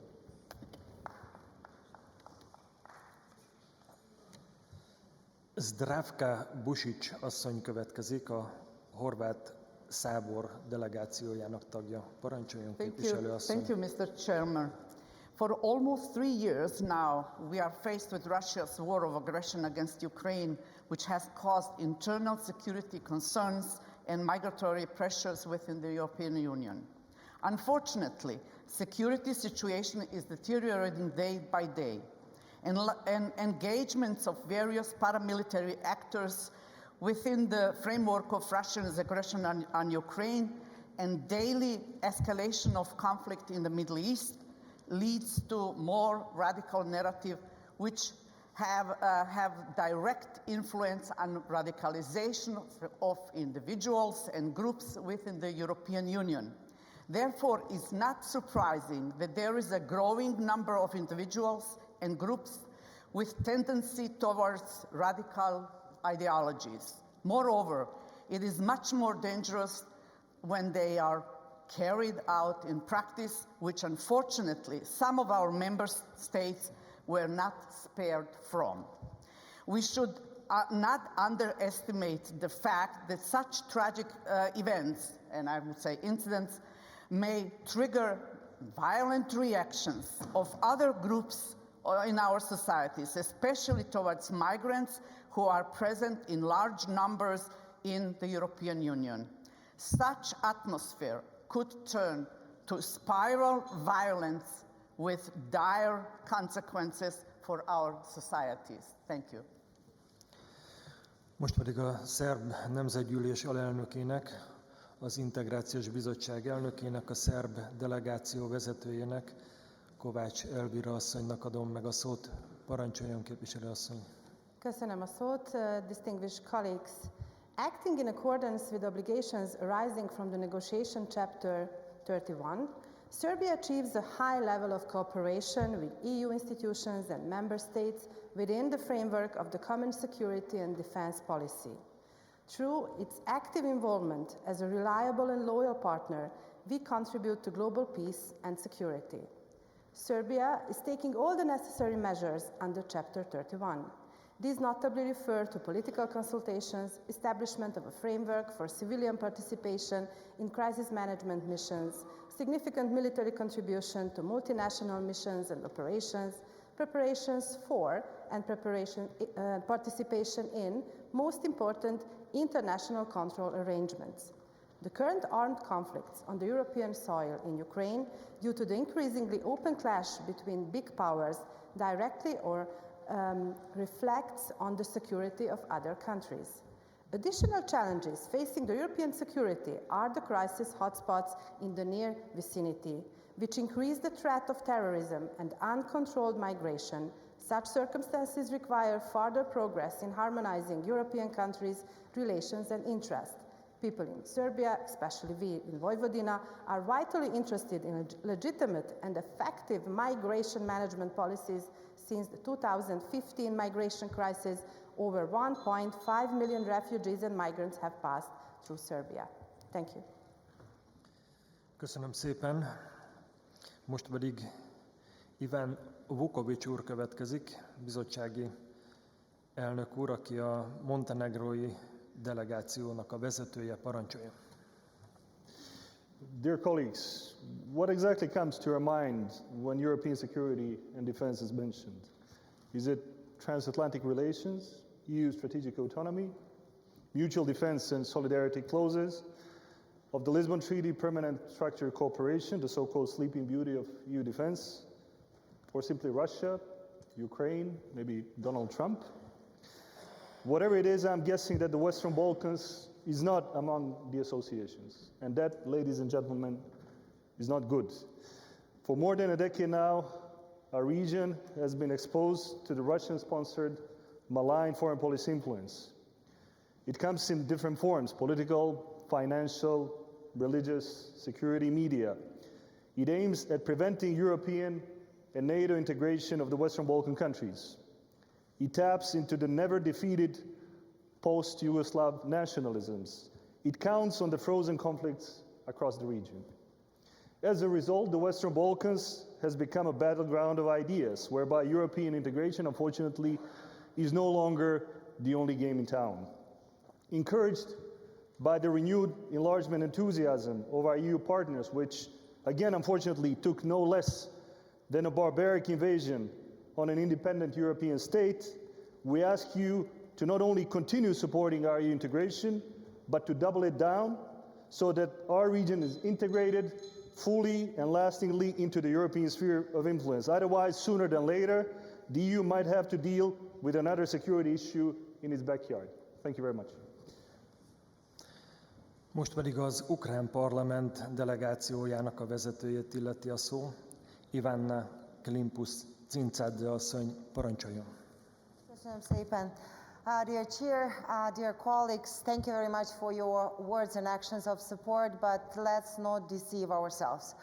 The war, it's not a Ukraine-Russia war. It is not a land or territorial dispute. This is the war about changing the international order. This is the war about substituting rule of right by the rule of might.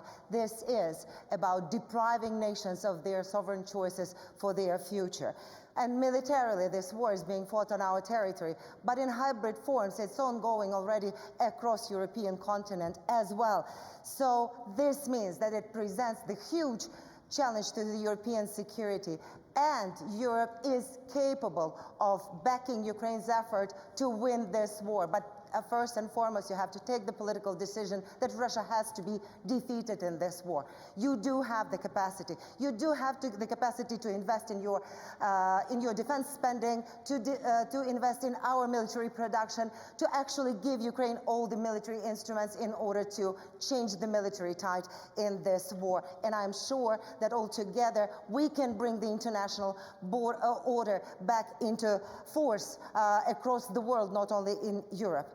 Escalation management policy, hesitation, self-deception, shutting eyes for the reality, calling on negotiations with monstrous war criminal when he does not change its intentions. I think all of this is only leading to weaker European security. European security can be managed and can be protected only by courage, by action, by investment in your defense production, and by basing all of your actions on the values that have helped you to be secure, prosperous till now. Thank you.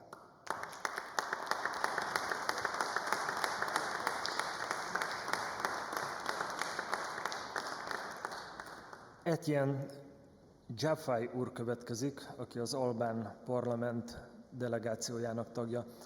Parancsoljon, képviselő úr. Thank you, Honorable Chairman, esteemed colleagues. Again, we always must remember that the war in Ukraine did not start 2.5 years ago. It started a long time before that with interventions, with cyber attacks, with all the hybrid possible tools of war that we are now seeing again on the ground, but we're also seeing them at large in the Middle East, where war is being waged by proxies. And as such, as my esteemed colleague from Montenegro mentioned, of course it's very important to see that this idea of opening a second front in the Balkans has long been there from Russia. And it continues to be so even today, as each of our countries is faced day to day with a wide war from social media to disinformation through mainstream media, from interventions by international agents, and of course by the hybrid threats. As Albania itself experienced over 3 years ago and continues to experience today through the attack, the cyber attack that we underwent by Iran, which is still there. For smaller countries like the countries in the Western Balkans, it's not always very easy to face up and to shore up our defenses to face up with these attacks. So it is of the utmost importance that we have this collective defense pact, but most of all on the side of the data, because we stand much more exposed, because we are much less likely to notice threats in that directions. Thank you. Most pedig Aysu Bankoglu asszony következik, a török parlament delegáció tagja. Dear colleagues, today marks the 101st anniversary of the founding of Republic of Turkey. Our republic endures, guided by the timeless words and philosophy of our great leader, Mustafa Kemal Atatürk. Peace at home, peace in the world. As we are all aware, a new era has emerged in recent years, reshaping the global and European landscape. The security environment has become increasingly contested with Russia's invasion of Ukraine, the rise of terrorism, and the deepening refugee crisis. These challenges highlight the geopolitical and strategic importance of European Union's enlargement process. Turkey's critical role for the EU has once again come to the forefront due to its unique geographical position and historical significance. As a NATO member and an EU candidate country, we are committed to defending peace and stability. We have been actively engaged in diplomatic efforts to de-escalate tensions in Ukraine. We are all closely following the ongoing war in Gaza, and we all agree that nothing can justify the continuous bombardment of Gaza. A ceasefire must be achieved immediately, and the war must end without delay. What is needed in the region is not a temporary halt, but an immediate and lasting ceasefire, one that will end the violence rooted in two-state solution. By working together and taking greater responsibility, we can secure a safer future for all Europeans. And I also need to emphasize, the Cyprus problem is not an issue of invasion or occupation. It was an intervention to prevent an armed ethnic cleansing campaign against the Turkish Cypriots. Thank you. Az Észak-Macedón parlament delegációjának a tagja következik. Mile Levkov úr, parancsoljon, önt illeti a szó. Esteemed colleagues, European security and enlargement are the two sides of the same coin. By expanding the EU together, we can create a strong network that allows for more effective responses to security threats, because security threats, whatever they are, hybrid, real or cyber, they don't just stop at borders by themselves. In supporting Ukraine on their path to EU membership, EU sends a powerful message of solidarity. And by supporting the integration of the countries in the Balkans, EU is adding advance in Europe's security network. I must highlight the essential role my country plays in strengthening European security and defense. In the Western Balkans, we serve as a stabilizing force and have set an example in a region historically prone to ethnic tensions and political instability. We have proved our role as a reliable partner on the southern flank of Europe, and we've been a crucial partner in managing migration. Located along key migration routes and working closely with European borders agencies, our institutions played a frontline role in regulating migration flows. By helping managing those flows, we are contributing to reduce irregular migration, human trafficking, and other transnational threats, which have a direct impact on the security of the EU, contributing directly to Europe's internal security. Each new member brings invaluable resources to the tables. The security of one country is the security of all Europe. Thank you.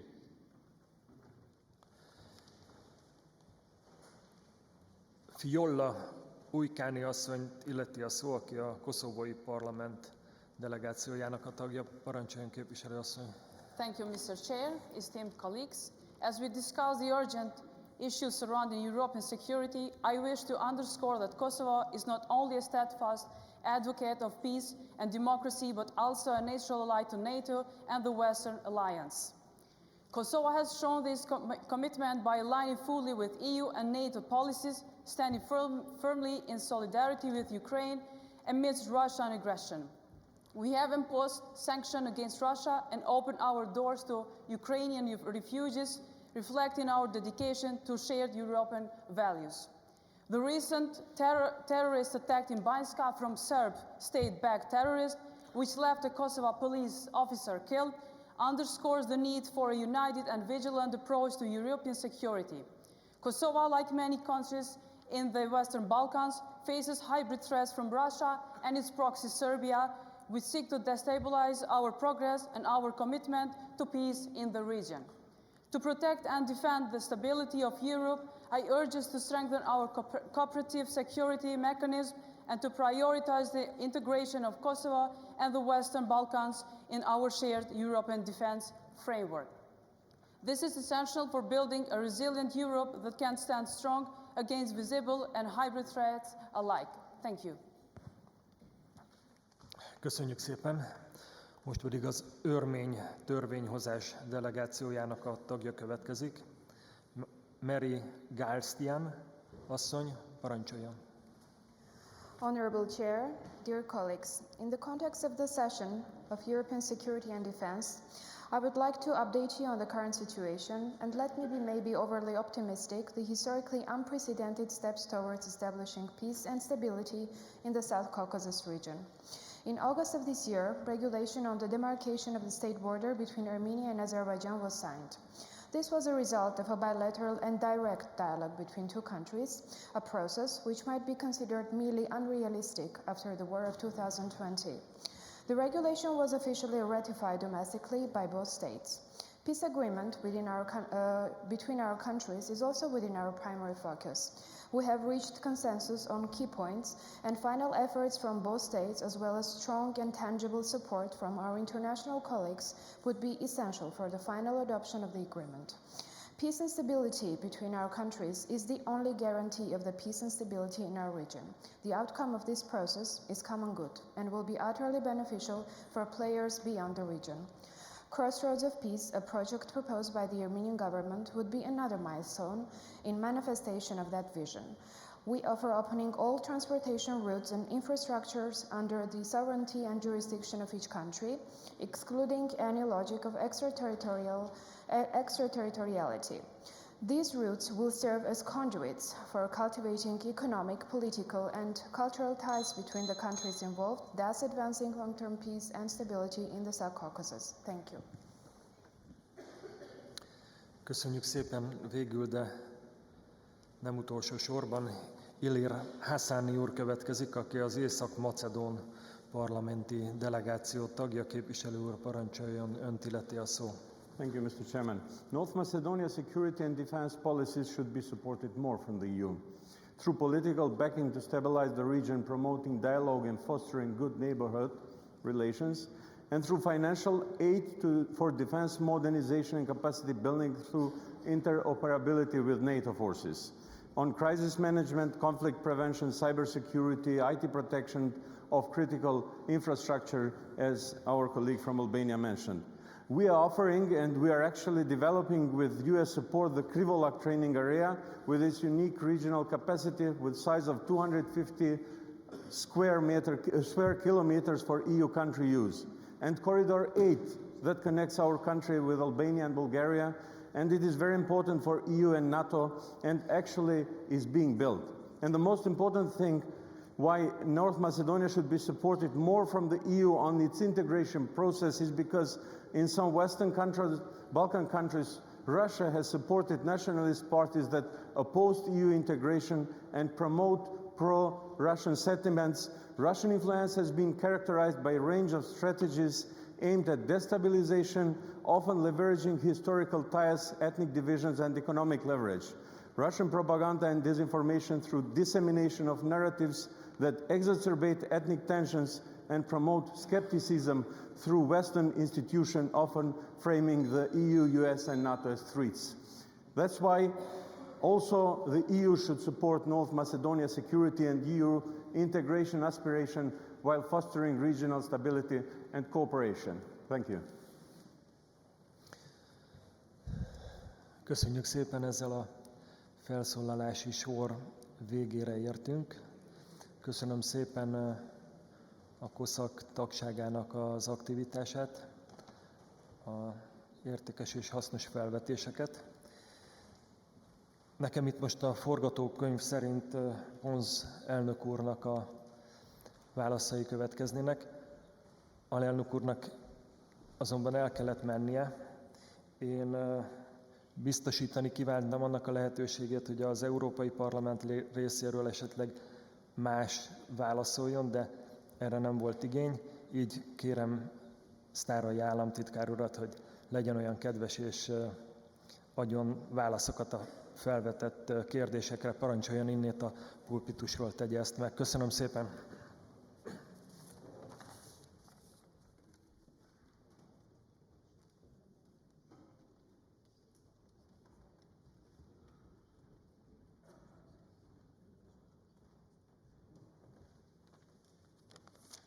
Köszönöm szépen, elnök úr.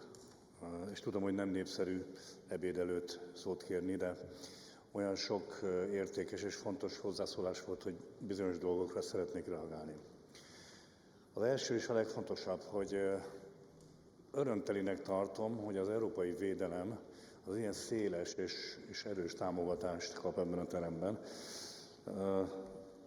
Ugye ez az az ügy, ami mindannyiunknak nagyon fontos, és nekem a hozzászólásokból úgy tűnt, hogy mindenki át is érzi annak a jelentőségét, hogy miért van szükség több európai védelmi képességre, és miért van szükség arra, hogy ezt tudjuk alkalmazni.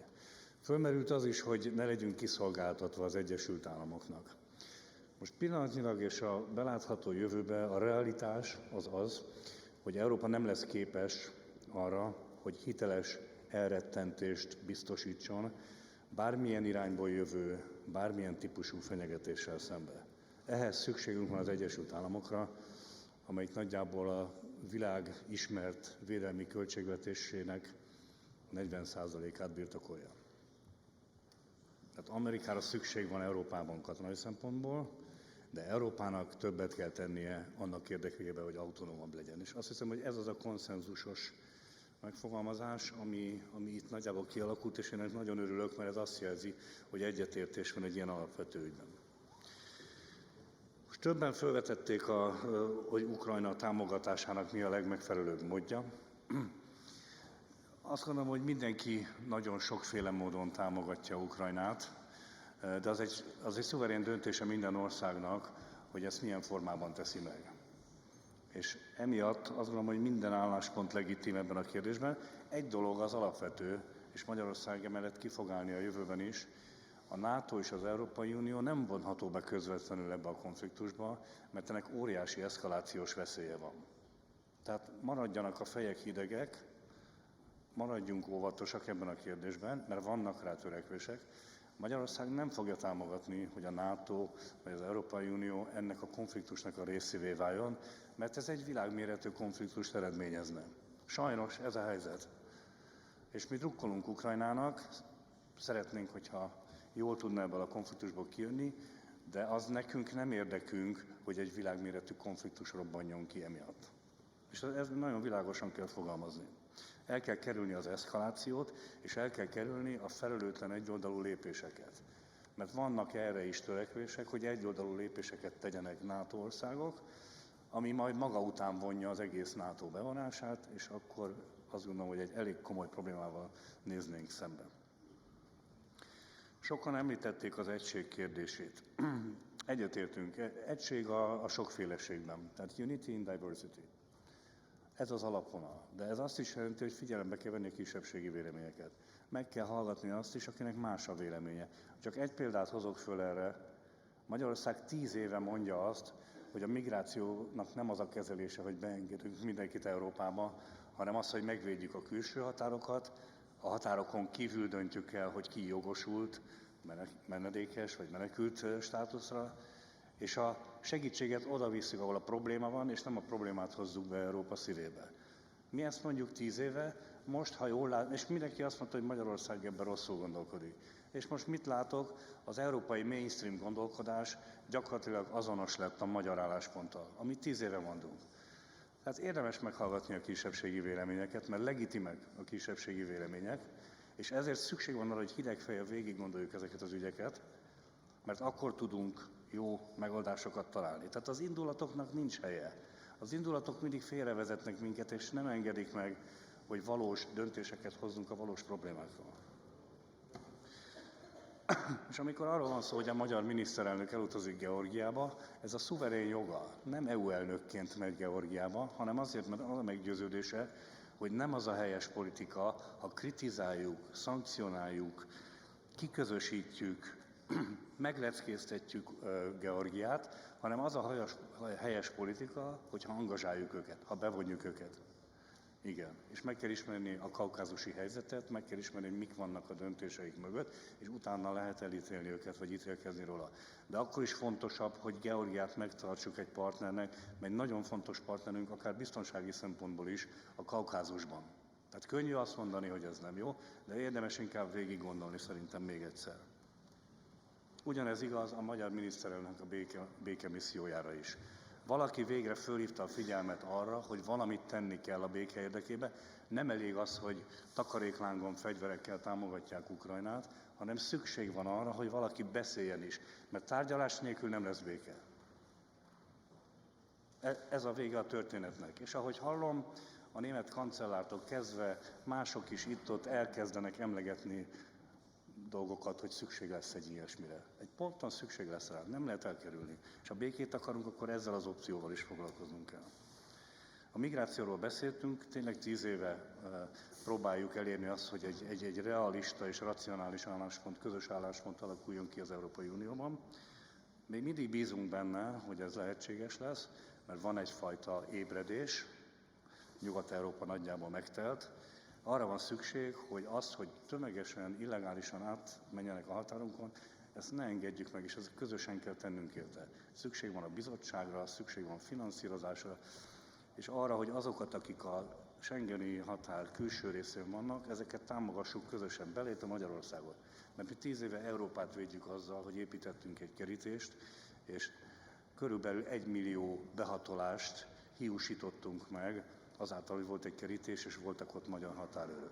Ezek az emberek elsősorban nem Magyarországra jöttek volna, hanem Nyugat-Európába, Skandináviába, és ott maradtak volna, hogyha mi nem állítjuk meg őket. Tehát itt szolidaritásra van szükség, és össze kell fognunk.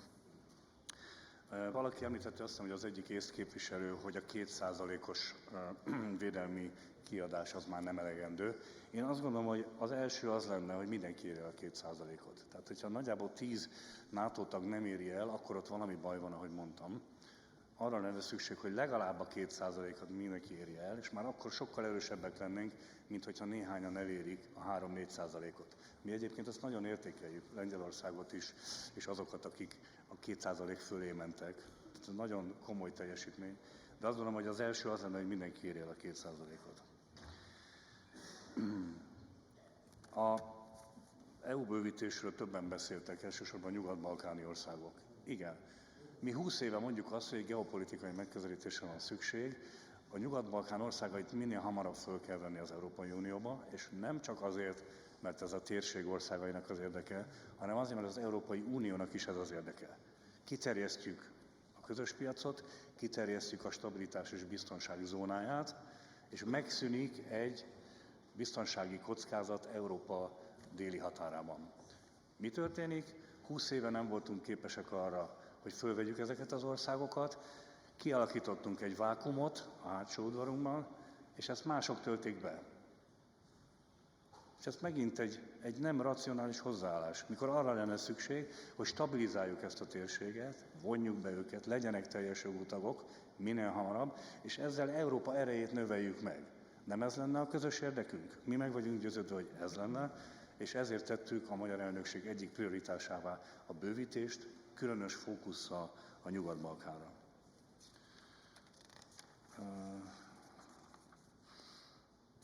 Igen, terrorizmus, radikalizáció, itt egyetértek azokkal, akik fölhívták erre a figyelmet.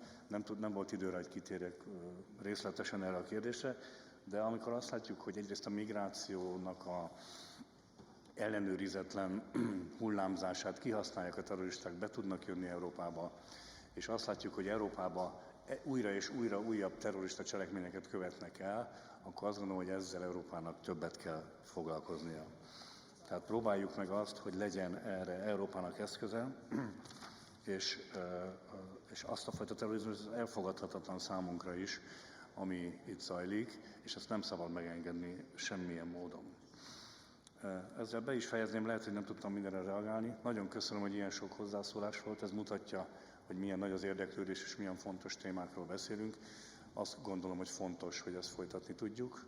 Magyarország ebbe partner lesz, csak mindig maradjunk a realitás talaján, mert akkor tudjuk megtalálni a megfelelő megoldásokat a velünk szemben fennálló kihívásokra. Köszönöm a figyelmüket!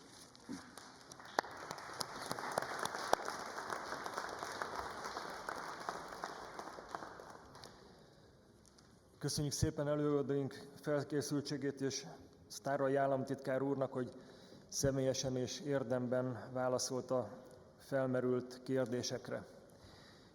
Igyekeztünk a COSAC elmúlt 2,5 napja során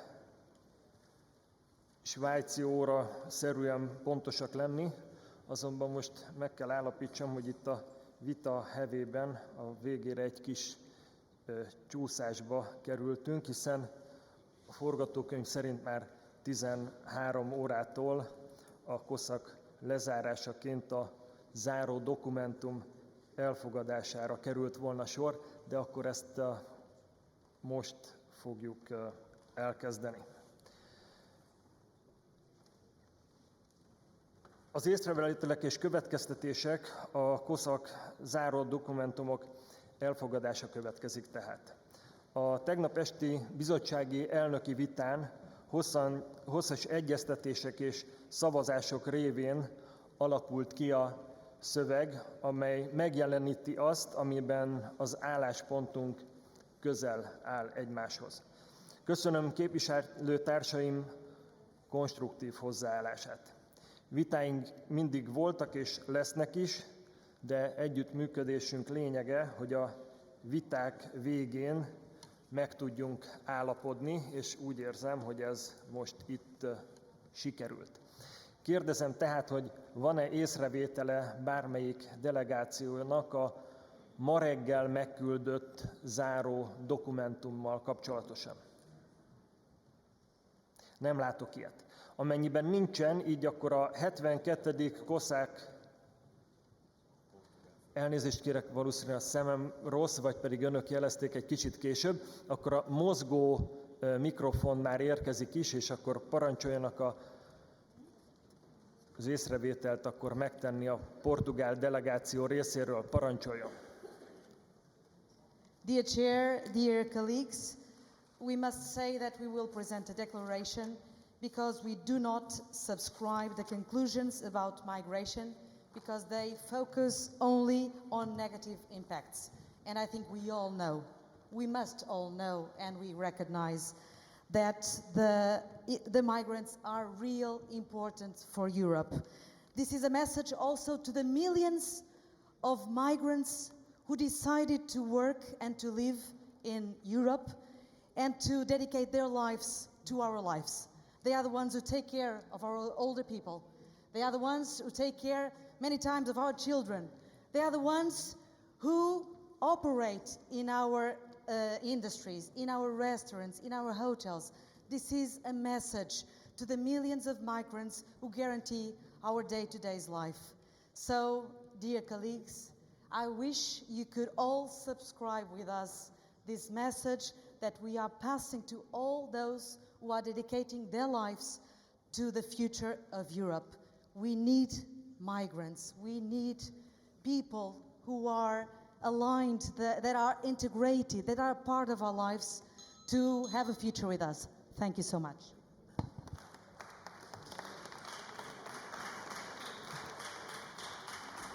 Köszönjük szépen! Szeretném felidézni a záró dokumentum ide idézett részével kapcsolatos szavazást.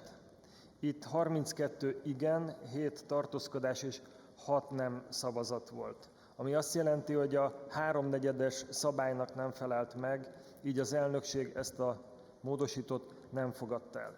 Így azt a javaslatot tenném, hogy még kérdezem, hogy esetleg van-e hozzászólás, és akkor a javaslatom az lenne, hogy természetesen a portugál előbb megfogalmazott álláspontnak a figyelembevétele mellett a COSAC záró dokumentumát elfogadottnak tekintem. Kérem, hogy örüljünk annak, hogy tudtunk egyességre jutni.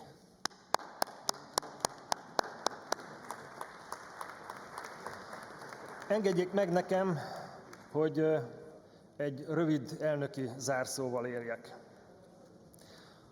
A COSAC plenáris ülésének napirendje az Európai Unió jövőjét meghatározó kérdések közül tettünk fel néhányat, hiszen a versenyképesség, a demográfia, a béke és az új Európai Bizottság megalakulása olyan ügyek, amelyek rövid és hosszú távon is meghatározzák az uniós polgárok jövőjét. Még egyszer megköszönöm előadóinknak, hogy vállalták a személyes részvételt, és külön köszönöm a COSAC delegációknak, képviselőtársaimnak, hogy személyes jelenlétükkel megtisztelték ezen parlamenti elnökségi rendezvényt. Bízom benne, hogy képviselőtársaim budapesti tartózkodása hasznos, emlékezetes és kellemes pillanatokban is bővelkedik, és jó szívvel gondolnak majd vissza az itt eltöltött időre. Ahogy tegnap hallottuk, a COSAC lengyel elnöksége 2025. január végére tervezi a COSAC elnöki találkozót Varsóba. Végül szeretném megköszönni a tolmácsoknak és a munkatársainknak a segítséget, és azt javaslom önöknek, hogy tapsoljuk is meg őket.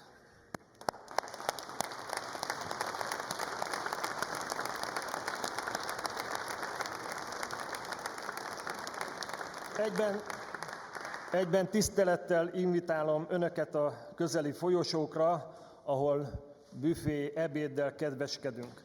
Az ebéd végén országház látogatásra invitáljuk kedves vendégeinket. A buszok a szállodákhoz majd 15 órakor indulnak vissza, innét az országházból. Jó étvágyat kívánok mindenkinek, a 72. COSAC plenáris ülést ezennel bezárom. Isten áldja önöket!